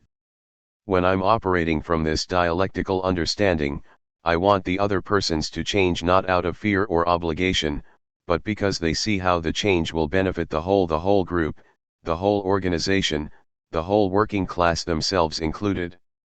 I remember one experience that showed me the sharp contrast between the two kinds of motivation. Several years ago, when the women's liberation movement had just hit St. Louis, I lived in a large collective household of women and men. After some months of struggle, we had nearly overthrown the old sexist division of labor, where the women did all the cleaning, because dirt bothers you women more, and all the cooking, because you know how to cook. Besides, we men don't ask you to change the oil in the car, once every 4 months, do we? Tim, however, was a diehard. He consistently skated through the least amount of housework possible and would seldom even bother to answer the constantly ringing telephone in our busy movement household. Our reaction was a textbook case of what shouldn't happen. Part of the problem was our own liberalism. After 2 or 3 confrontations had failed, we reverted to the cold shoulder method of miseducation. The other problem was our inability to explain our purpose to Tim in a good way. When we did confront him, our explanations were abstract and moralistic. You're being really piggy, Tim. Don't you see how selfish you are? We were at our wits' end with Tim when a couple of old friends came into town. In desperation, we asked one of them, Abigail, to talk to him. She and Tim spent the better part of a Sunday afternoon talking. The change in Tim's behavior, while by no means miraculous, was definitely a breakthrough. He made a self-criticism at a house meeting and was noticeably more visible during Saturday morning cleanup. He asked for cooking lessons and developed an entire repertoire of variations on rice veggie casserole. A new atmosphere arose where we were able to do further criticism in a much more open way. Before Abigail left, we asked her about their conversation. First, she said, we had to make an agreement that we were both willing to do some criticism. I told him that you had asked me to talk to him, and he really tensed up. But then I saw, because it was true, that I wasn't packing any guns. I did want him to make some changes, but I wasn't into punishing him into it. I told him I'd seen enough struggles where comrades tried to terrorize each other into changing, and I really knew that guilt tripping only leads to superficial changes. I'm really glad we got our agreement straight to start with, because the content got pretty heavy. We talked about the way society runs by everybody's labor. Tim has been conscious of exploitation on the job for a long time, but he hadn't thought about how housework was necessary labor, too. I told him it was no accident that he'd never been taught that unpaid labor is hidden labor under capitalism. It was really clear that he didn't want to be part of exploiting other people, no way. We also talked about how he'd be helped by changing. I told him that he was losing something very important by staying outside of the housework. There's a lot of team feeling that comes from working together, and he was just plain missing out on it. He brought up the flip side of the coin, which is that a sex-type division of labor forces men into roles. Too, he talked about how he hates having to be the heavy who always ends up hassling with the landlord. And I ran down how sex-typing in housework is the other side of holding women back in theoretical and political growth as revolutionaries. The last thing we discussed was his resentment of how the criticism had come at him. He really resented the way he was made out to be a bad guy and isolated. He's going to make a criticism about that. By the end of our talk, I suggested something for him to read that explains the sexual division of labor under capitalism. Yesterday he came up to me and said that having that kind of analysis makes scrubbing the toilet bowl seem a lot less odious. There were two lessons I drew from this incident. First is the importance of making sure that both sides enter into the criticism with the understanding that change should be based on a grasp of the purpose, rather than on fear or guilt. When I'm the criticizer, I need to check my own head to make sure I can honestly sign up for this agreement. The acid test comes when I ask myself, how would I respond if the brother or sister doesn't change? If sweet revenge comes immediately to mind, then I've got some changing to do first on my own attitude. The second lesson is the importance of giving the criticism in a way that politically educates, that shows the class origins and consequences behind the different kinds of behavior. Abigail didn't do this with an abstraction or with a character judgment, "You're petit bourgeois, Tim." She explained it in a concrete way that Tim could really get hold of. We said that change should be voluntary. This does not mean that change should be sought through the pretty please with a cherry on top style of criticism. If a comrade is doing something that is harmful to other people and to the revolution, it is only right to use certain kinds of force if patient talk has not worked. The crucial difference is whether pressure is used to punish or to educate and protect. Here's an example that shows the distinction. Say a committee of workers is engaged in union organizing and has developed security guidelines to protect the jobs of inside organizers and the success of the membership drive. One person breaks the guidelines 2 times during loose conversations with friends, nothing malicious, but dangerous nonetheless. If criticism does not solve the problem once and for all, at some point the committee might legitimately decide to drop this individual not as a punishment, but to protect the drive. Although this action would involve a certain kind of coercion, it would be consistent with the spirit and goals of criticism and self-criticism. Here again, it's important to emphasize that I myself need to be politically educated in order to explain the political purpose behind my criticism. Abigail was able to explain her point to Tim because she had an analysis of how unpaid household labor fit into their shared Marxist perspective. While how we criticize is important, the primary thing is knowing what to criticize, what purpose to put forward. Again, to use these guidelines with political content requires careful study of our whole body of revolutionary theory in a collective setting. Summary of 4 guidelines for giving criticism. The first 4 guidelines help me criticize in a way that is most likely to educate. They help me avoid vague, subjective, and punitive thinking. The formula below shows one way of putting these guidelines together to communicate observations, feelings, wants, and purpose. Some people who are learning the guidelines joke about writing this formula on the inside of their arm before making a criticism. It should be clear, though, that this formula is only a mechanical scheme. Common sense and practice will tell you which components of a criticism are important at any one time. Again, the formula: when you do A, observation, I feel B, emotion, and I want you to do C, action want, because of D, purpose. How to receive criticism. Guideline 5 paraphrasing. Sun Wu-tzu said in discussing military science, know the enemy and know yourself, and you can fight 100 battles with no danger of defeat. Wei Qing of the Tang dynasty also understood the error of one-sidedness when he said, "Listen to both sides and you will be enlightened, heed only one side and you will be benighted." But our comrades often look at problems one-sidedly, and so they often run into snags. What people say may or may not be correct. After hearing it, we must analyze it. We must heed the correct views and act upon them. Listen also to the mistaken view. It is wrong not to listen to them at all. Such views, however, are not to be acted upon but to be criticized. Mao Zedong. In criticism and self-criticism, clarifying my statement of the problem is only part of the work. Unless the criticism is accurately received and understood, the communication is not complete. This fifth skill focuses on how to receive criticism in better ways. Unless people can hear my criticism correctly, it can be very risky to give the criticism at all.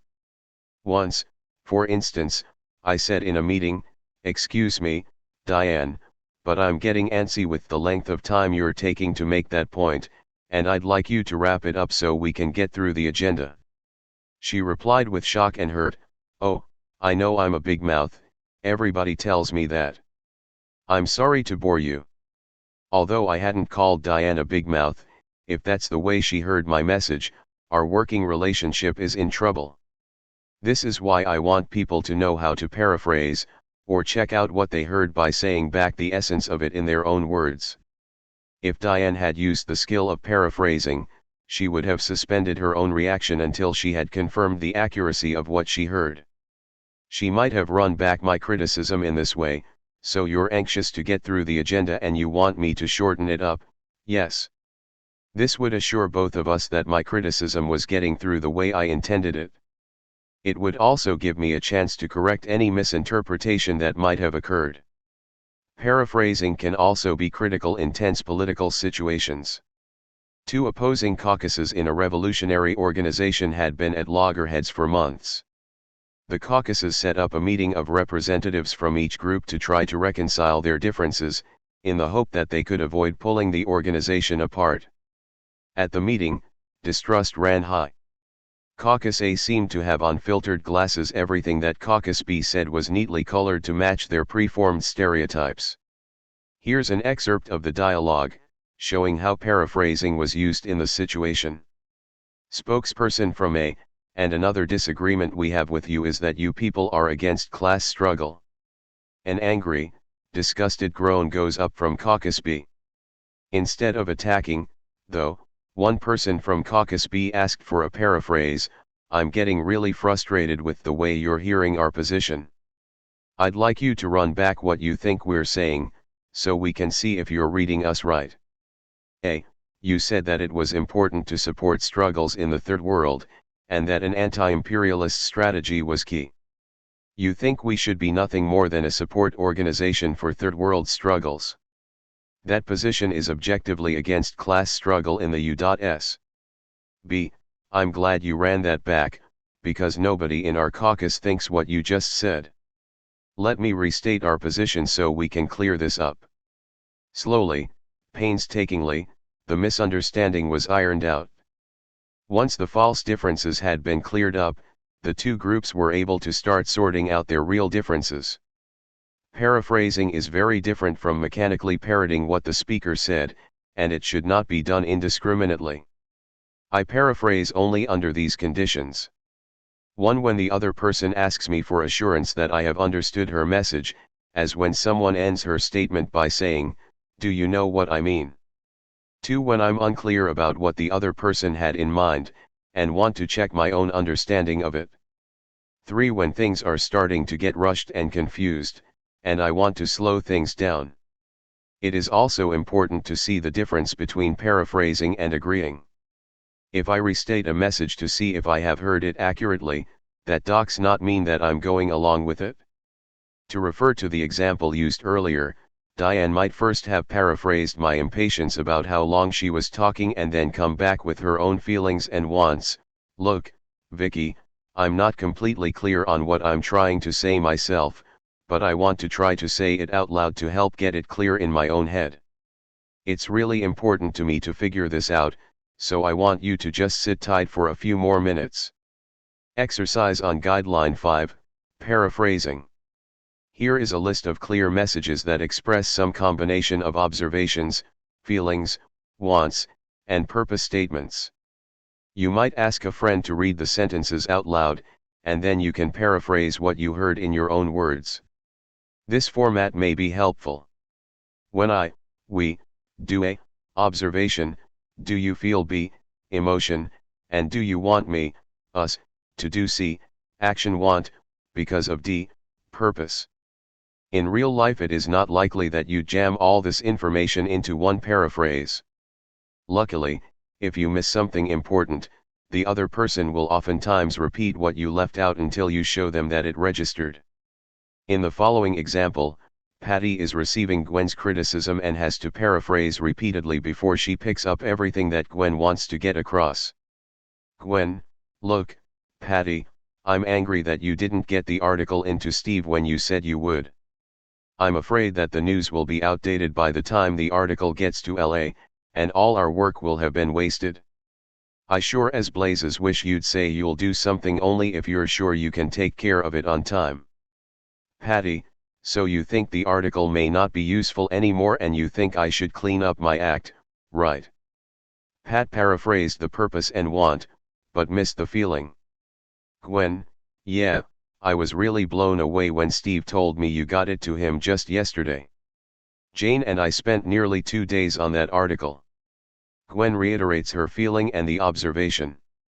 Patty, I can really see what a bummer that is. I can dig how you'd be angry about my getting it to him so late. Patty finally shows that she hears how angry Gwen feels. Look, let me tell you what happened so we can iron this out. Since the criticisms in the list below are pretty clear and concrete, this exercise will be easy for you. The only trick is to avoid parroting, to make sure you paraphrase the message in your own words. 1. I get irritated and rattled when you start talking before I finish my sentence. I want you to wait till I'm done before you start talking. 2. We're confused and critical about the fact that our collective didn't get an invitation to send observers to your organization's national conference. We'd like to know what your reasons were. 3. I'm really pissed off that you didn't show up with the leaflets this morning. 3 people got up at 5:30 to do leafleting before work, and we were all really burned. Besides, the reliability of the support committee is very important to build up trust with the people inside the plant. What happened?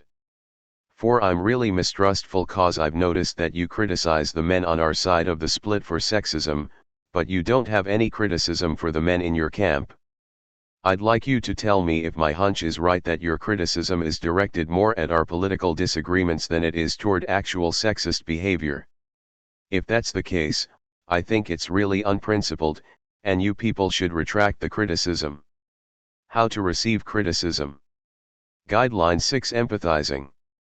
It would be great if everyone would give criticisms in the clear, concrete way we've been talking about.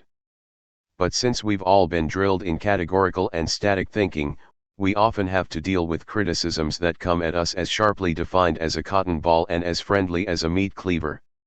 As revolutionaries, it is our responsibility to hear and learn from all criticisms, no matter what form they come in. The goal is to learn how to receive any criticism so that we can learn from it without counterattacking defensively, and without getting wiped out. Empathizing is a way to receive vague or one-sided criticism as a statement of the criticizer's observations, feelings, wants, and purpose. Using this guideline prevents me from taking criticisms as a character judgment of me, and allows me to use and learn from any criticism that comes my way. For example, several months ago, during an evaluation period at the end of a class session, one student, Ellen, made a strong criticism of me as a teacher. "We're studying about alienation in this class," she said, her voice strained, and her face flushing red. "Well, I'm alienated all right. You keep pushing us on, telling us we have to hurry through things we never really have time to finish one thing out." I felt a cold flash of fear at the thought of looking bad in front of the whole group, and I was even more uneasy because there was a visitor in class that day, someone I respected and wanted to impress. In the few seconds of silence after Ellen's outburst, a flood of thoughts and feelings raced through my head. Part of me wanted to launch a heated defense, to do anything to preserve my self-image. Somehow I managed to remind myself that I could receive Ellen's message in a way that could help me learn. With an effort, I blocked my habitual defensive impulse and haltingly tried to hear her criticism in terms of observations, feelings, wants, and purpose. So when I interrupt the small group discussions, Ellen, and say I want us to move on, it's really frustrating because it cuts off the discussion, and you'd like me to you'd like me to ask whether people need more time before I push on. Is that it? The balloon of fear inside me collapsed. Hearing Ellen's criticism in this way made the whole issue seem less enormous. I had disciplined myself to see that the issue did not center around some abstract and static judgment of whether I was a good teacher or a bad teacher, or about whether it was Ellen or I who would come out looking better. The issue was about some concrete thing that I was doing that Ellen wanted me to understand and change. In this spirit, the dialogue continued. I told Ellen where I agreed with her, and criticized myself for not making it clear that I was very open to letting people alter the agenda. I also offered some criticism, telling her that I had real trouble with the way she gave her criticism and that I disagreed with her perception that my suggestions had been orders. We also discussed the social root of the misunderstanding, which is the negative experience all of us have had with teacher-student roles in capitalist society.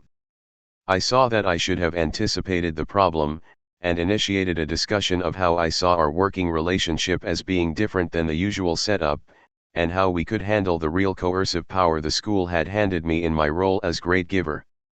The discussion soon included the whole class, and produced some new understandings and ideas that would involve more people in exercising leadership during our sessions.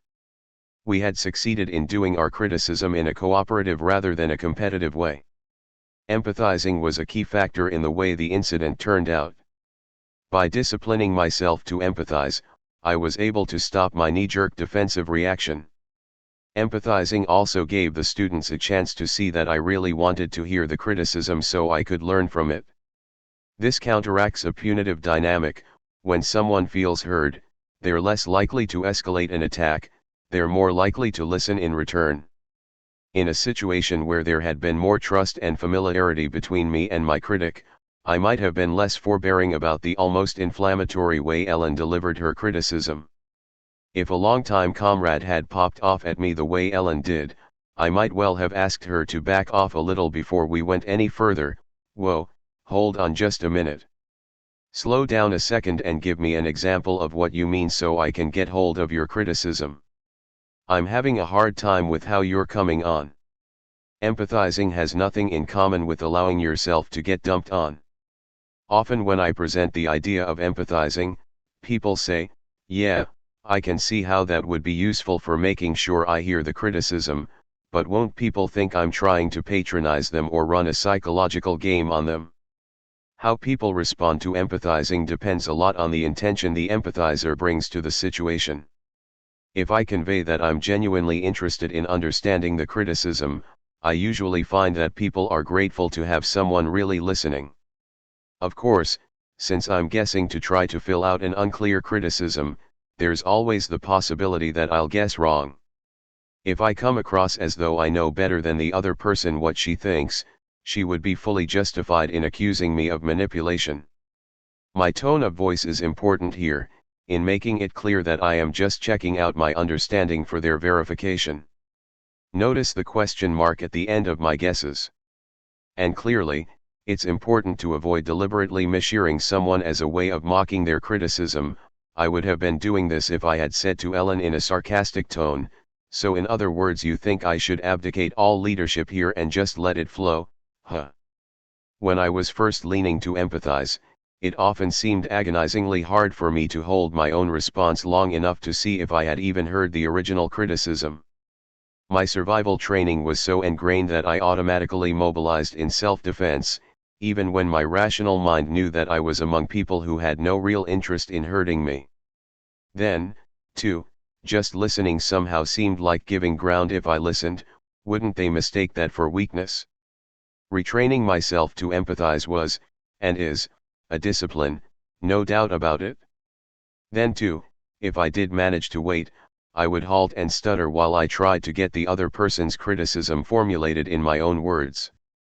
But if anyone accused me of sounding unnatural in this effort, I was prepared to give them Marshall Rosenberg's famous line, "Look buddy, it's your choice, either you can bear with me while I try to listen to you, or we can try it in my natural style. I'll just call you a horse's ass and we'll be done with it." Usually, Marshall reports, people choose the first alternative, finding new reserves of patience deep within.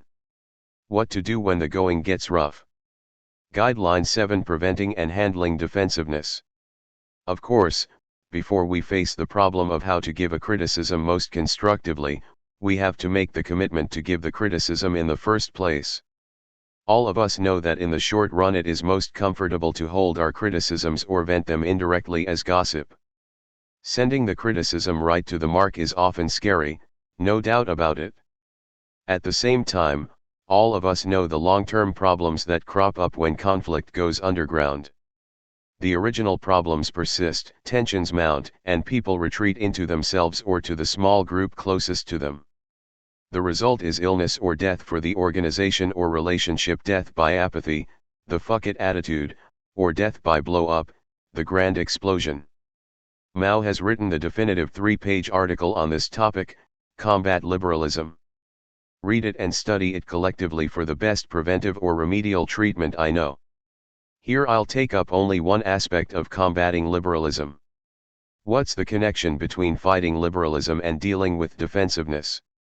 In my view, when a person responds defensively to criticism, whether through a hot comeback, sarcasm, or avoidance, she teaches her comrades that giving criticism is dangerous, thus pushing them back into liberalism, avoidance of conflict.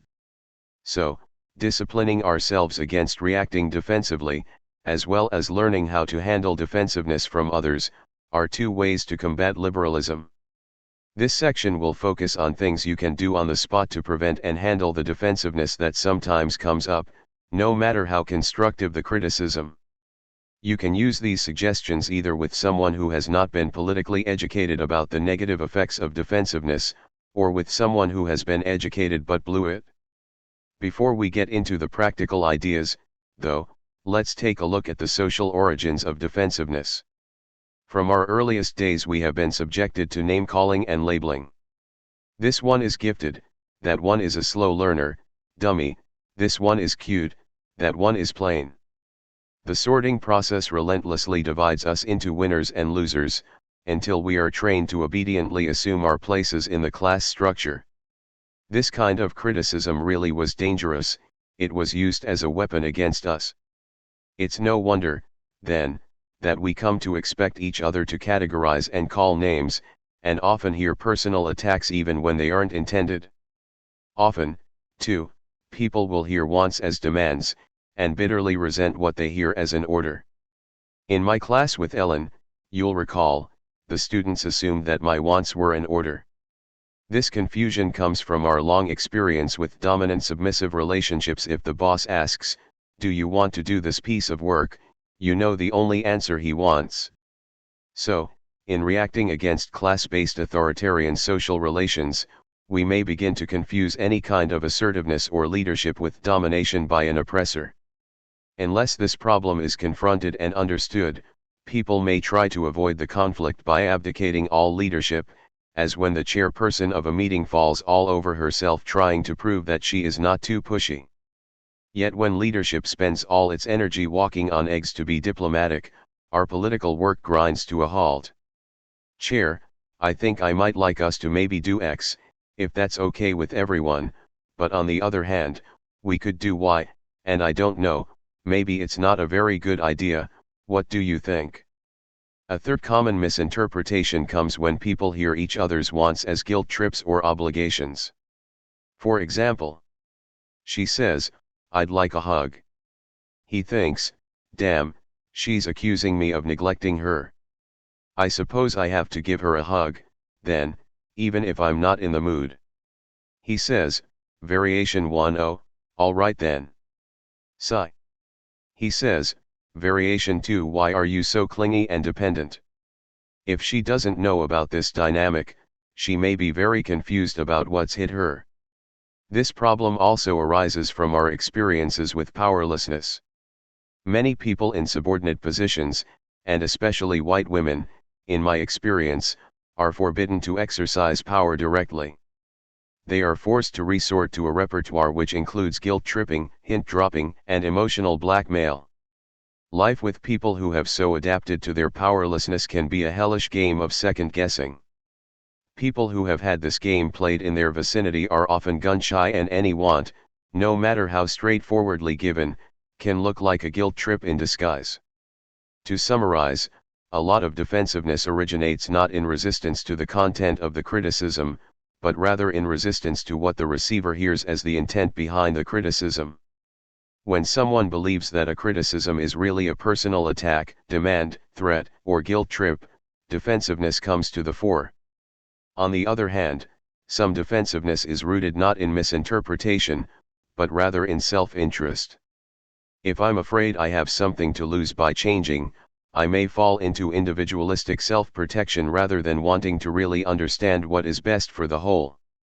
This kind of defensiveness can only be overcome through political education, coming to see the reasons for guarding the interests of the people above my own individual comfort. For right now, we will focus on some practical ideas for preventing and handling the kind of defensiveness that comes from misinterpretation of the criticizer's intentions. Preventing defensiveness. If I have reason to believe that a defensive reaction is likely, I can preface my criticism with words that try to head the problem off. There are at least two ways to do this. First, I can ask in advance for the other person to run back or paraphrase what they hear, which will give me a chance to make sure that they have heard my criticism as I intended it. For instance, I might say, I have some criticism that I'm a little tense about giving you. Just to make sure that I'm getting it across the way I want to, I'd like you to say back what you heard when I'm finished. Second, I can disclaim the misinterpretation that I predict is most likely. I've got some pretty heavy criticisms of the newspaper, Rosa, but I want you to know that they're friendly criticisms. I intend for my feedback to help strengthen the paper. Identifying a defensive reaction. If I'm pretty sure that someone has received my criticism inaccurately, it's important to check this out. My hunch is that my criticism came across to you as a put-down. Is that right? The answer will give me an idea where the defensiveness is coming from. The question also encourages me to examine my own motives in giving the criticism. Was I trying to put the other person down? Was I giving an order or running a guilt trip? Or was I firm in my intention to protect and educate? Handling defensiveness. If someone did hear my message inaccurately, I often want to empathize with how they feel and what they want before going on to correct them. If someone has a strong reaction to what they think was a put-down, my rational protest, "So, no, you didn't understand. That's not what I meant," will not always get us back on the same track. So sometimes I begin by acknowledging the reaction they showed when they heard me. "Sounds like you're angry and maybe hurt about my criticism. Are you wanting me to understand the reasons for what you did?" Only when they answer are the channels clear for me to backtrack and clear up the original misperception. If a person has flipped into a defensive reaction, empathizing can be important simply to slow things down. Once I know that someone has heard my criticism inaccurately, how can I get things back on the track? One way is to ask the person to paraphrase what they heard me say. "I'm still upset that I'm not getting through to you right, so I'd like you to run back what you heard me say." If there's a discrepancy between what I said and what they heard, I can point out the difference. "Bob, I'm hoping that you can see the difference between my saying I think you took the wrong position last night and my saying you were deliberately trying to be opportunistic. Can you see the difference there?"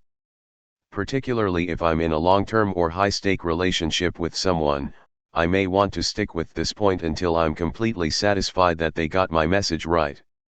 I may also choose to ask the person to tell me how I might express my position in a way that's less likely to provoke a defensive reaction next time. "Jan, I'd like you to see the bind we are in if every time I give you a criticism it comes across as a personal putdown. I want you to give me some ideas about what either of us could do differently so we can break through this problem. Occasionally I run into a situation where someone consistently misunderstands what I say. They've got me so stereotyped that it seems there's nothing I can say that won't fit into their stereotype of me and my politics.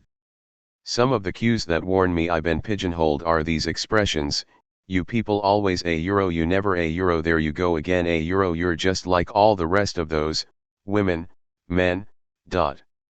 In these cases, I may ask the person or group for a way out of the box. Look, I'm getting really frustrated that you attribute all my political positions to the fact that I'm working with X organization, because I've already told you that I disagree with them on points A, B, and C. What do we need to do to break out of this so that we can talk politics in some kind of good way? Of course, no matter how well I give criticism, and no matter how hard I work to deal with defensiveness or to prevent it through political education, there are still situations where good criticism and self-criticism seem very unlikely to occur. One organization I know, for instance, holds the political line that it is the vanguard party and that all other leftists are fake leftists. Conducting good mutual criticism with such an organization is probably impossible.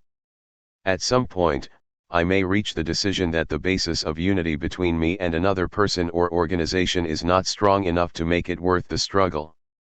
In such a situation, the best advice I know is this: if you can't stop the train, get out of the way. What to do when the going gets rough. Exercises on Guideline 7, Preventing and Handling Defensiveness. 1. On preventing defensiveness, think of a negative or positive criticism you've been postponing giving to someone because you're afraid of how they might take it. Try jotting down how you might preface your message to prevent a possible distortion. 2. On handling defensiveness when it's occurred, using the examples below, or your own experience, think through what you might say to handle a defensive reaction. 1. You are person A, person B. Here's a demand. A. When people get to the meeting late, we lose a lot of time. I'd like to propose that we all get here 15 minutes early next time. B. Sarcastically, yes, teacher. 2. You are A. B. Here's you laying on an obligation. A. I'm really overextended in the rest of my life. Would you be willing to get the mailing done, yourself, B, without my working on it? B. Wow, I don't know. I'm really busy, too, sigh. Oh well, it has to be done, I suppose I don't have any choice. In part 2 of this handbook, we have looked at 7 guidelines for giving and receiving criticism in the most constructive ways. Now, in part 3, we'll go on to look at the history and evolution of criticism and self-criticism in the world revolutionary movement. Part 3. History of criticism and self-criticism. Criticism has been used by revolutionaries as long as there has been a Marxist movement. The tool was developed most deeply, though, in the Chinese Revolution. Originally used only inside the Chinese Communist Party and the Red Army, criticism was later popularized for the use by the whole population.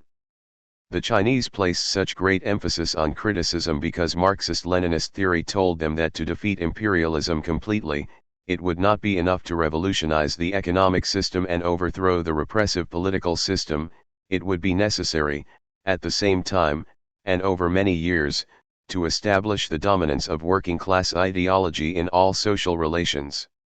They saw that class struggle went on not only between the working people and the ruling classes, but also between working people as individuals. This was because China's small-scale peasant economy, as well as centuries of living in a class society, had caused working people to internalize many ideas that would preserve old feudal and colonialist power relationships. Male supremacy, contempt for manual labor, blind obedience to authority, and superstition were heavy burdens on the backs of the Chinese people as they began their national democratic and socialist revolutions.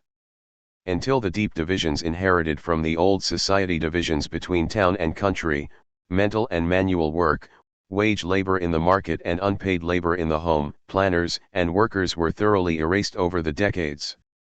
The Chinese knew that there still existed a material basis for a privileged minority to re-establish domination over the rest. Criticism gave people a way of distinguishing between old ideas which perpetuated class relationships and new ideas that served the revolution, ideas that provided a framework for struggling through differences to establish higher levels of unity. Criticism was used from the earliest days of the Chinese Communist Party, sometimes taking the form of rectification campaigns, periods of intense study and debate within the party which sometimes lasted more than 3 years. One such campaign was launched in 1927, after a series of political errors had resulted in Chiang Kai-shek's massacre of tens of thousands of communists, workers, and peasants. The bloodied remnants of the Communist Party gathered to do a thorough self-criticism of their political line. In the process, the erroneous idea of basing the revolution chiefly on the urban proletariat was thoroughly defeated, and Mao's line of seeing the peasantry as the Chinese Revolution's main force was consolidated. Although China was only 1% working class and over 85% peasants, the rigid dogmatism of the Chen Tuxiu faction of the party had prevented them from seeing how Marxism should be creatively applied in Chinese circumstances. During the course of the debate, the policy of confiscating the holdings of middle peasants and merchants, which had only served to drive these intermediate forces into the arms of the enemy, was exposed as an error. Finally, the party summed up the bitter lesson they had learned about making political alliances. Another rectification campaign focused on principles of unity. By eagerly making an alliance with Jiang's Kuomintang Party, KMT, in order to resist the Japanese invaders, the Chinese Communist Party gave up much of its power and was helpless when the KMT turned its guns against its former communist allies. 10 years later Mao wrote Combat Liberalism, to remind people of the extreme danger of sacrificing political principles out of the desire for unity. Later rectification campaigns focused on methods of work. Just before the Communist Party gained control of much of the country in the early 1940s, Mao led a movement to clean up and shake up a top-heavy party bureaucracy that was starting to stifle the elected mass organizations in the liberated zones of China.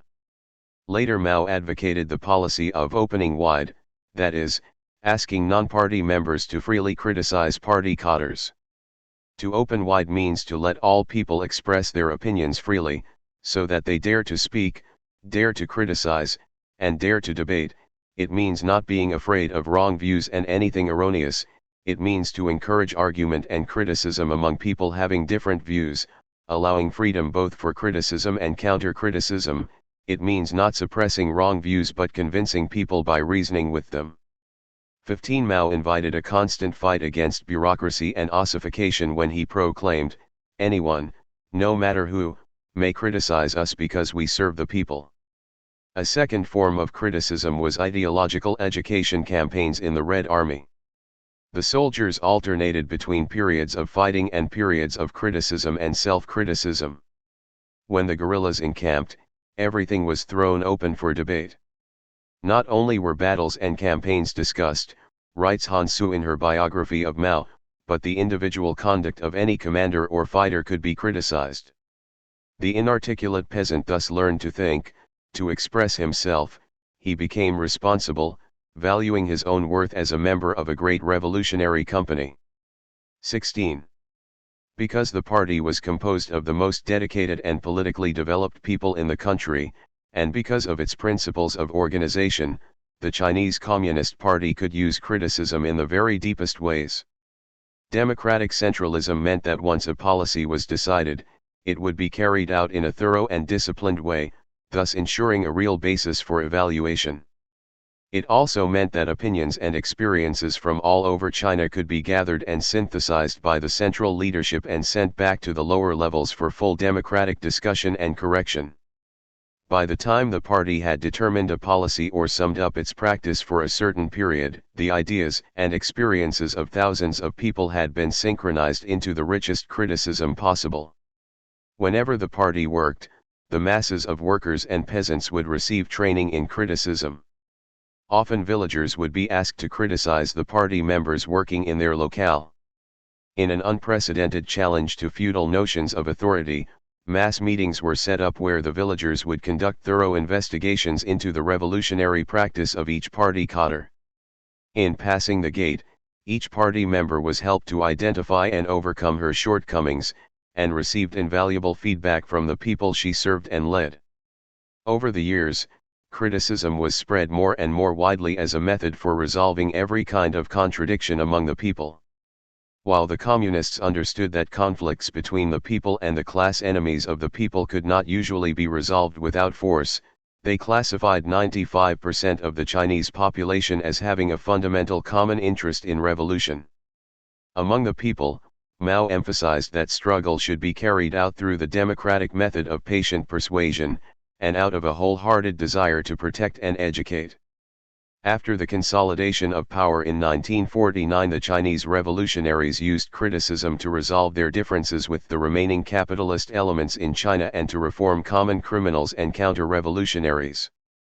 Enormous ideological education movements, involving daily political study sessions for millions of people, popularized the principles of Marxism-Leninism among the masses, so that they could use criticism themselves, learning to identify the roots of errors in class attitudes. William Hinton gives us this account of a criticism session in a mutual aid team in the countryside. Li, an intellectual, began with a self-criticism.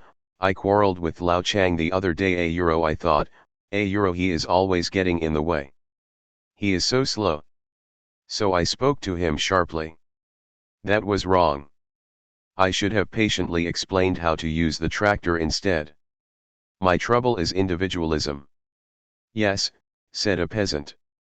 Sometimes you act just like a landlord. One would think you thought you were better than other people. You must realize that your education was made possible by others' hard work. For everyone who studies, hundreds must sweat in the fields. There is no particular merit to being a student. If things had been the other way around, anyone might have done the same as you.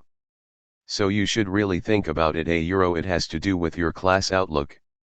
17. A second example of the use of criticism and self-criticism among the people was told by Barbara Ehrenreich, who visited the dock workers of Shanghai during a recent upsurge of cultural revolution in China. Our party met with both sides: the chairman of the docks Revolutionary Committee, who had been a target of criticism, and a group of rank-and-file representatives including Fang Tianren, the young worker who has written the first big character poster of the rebellion. If there had been any hard feelings before, they were no longer in evidence. Everyone from the chairman on down, was impatient to tell his or her part of the story. Fang ran down the grievances which had emerged from the workers' early meetings to criticize Lin Piao and Confucius. For a period before the movement to criticize Lin Piao and Confucius began, the leadership of the docks concentrated all its efforts on managing production to the neglect of doing political and ideological work among the workers. The leadership was only interested in loading and unloading freighters and in tonnage, while forgetting to grasp the most important thing. We criticized the leadership for caring about timetables of ships instead of raiding the red banner, which means the party's basic line. I will give you an example. Some of the leaders resorted to material incentives to speed up production. They did this in a disguised form. All overt material incentives had been eliminated during the Cultural Revolution. They encouraged workers to work faster so that if you finished your work you could just go home no matter what time it was. They did not bring into full play the workers' enthusiasm for building socialism. Another example, some leaders praised or rewarded in one way or another workers who fulfilled their quotas on schedule, no matter how they filled it, so that some workers just neglected the safety rules. So that, in actual fact, these leaders did not care for the safety of the masses. Also, some leaders shut themselves up indoors, making plans instead of consulting the masses. We think that we longshoremen are the masters of the dock. It's our duty to keep the leaders on the correct line and make sure we advance along the revolutionary path. So we put up posters saying "Be masters of the dock, not slaves of the tonnage." There were 3 points in the first poster: 1. On the two different reliances, whether you rely on Marxist-Leninist and Mao Zedong thought in running the enterprise or whether you rely on material incentives. 2. On the two different commands, do you put politics or production in command? Which comes first? 3. On the two different points of departure, whether you proceed from seeing your country as a whole or whether you proceed from departmentalism. Fang's initial poster hit the nail on the head, as he put it. In the ensuing months the workers held more than 200 mass rallies and medium-sized meetings and produced over 3,500 posters. We Americans were staggered enough by the idea of workers rebelling against a policy of letting people get off work early. The dynamics of the struggle which followed the first posters were, if anything, stranger yet. Had the dock workers staged a work stoppage to get their way? No, the workers explained, our work is building socialism, and increased production is the ultimate goal of the workers too. Had Fang been afraid of being fired after he put up the first big character poster? The dock workers thought this question was funny. Fang explained with a patient smile. Ours is a socialist country. The people are the masters. I am not working for the chairman of the Docks Revolutionary Committee. I am working for socialism and to serve the people, so the question of being fired never arose. The chairman used to be a laborer too. He is my leader, but also my class brother.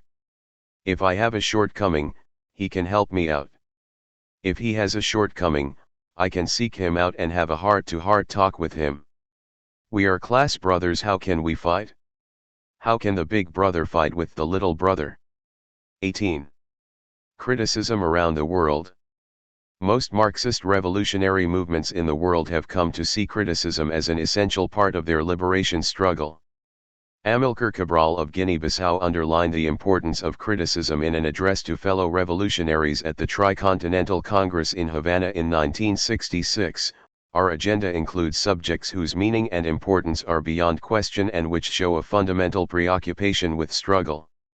We note, however, that one form of struggle which we consider to be fundamental has not been explicitly mentioned in this program, although we are certain that it was present in the minds of those who drew up this program. We refer here to the struggle against our own weaknesses. Obviously, other cases differ from that of Guinea-Bissau, but our experience has shown us that in the general framework of our daily struggle, this battle against ourselves, no matter what difficulties the enemy may create, is the most difficult of all, whether for the present or the future of our peoples. We are convinced that any national or social revolution which is not based on knowledge of this fundamental reality runs a grave risk of being condemned to failure. 19. In this spirit, SNCC brought criticism to the United States during the Civil Rights Movement. Since then, the process has been taken up in many revolutionary organizations in our country. Although criticism can be used by anyone who accepts the basic principles of dialectical materialism, the depth of criticism possible depends upon the level of political unity of an organization or group, on its organizational structure, and on its experience in struggle.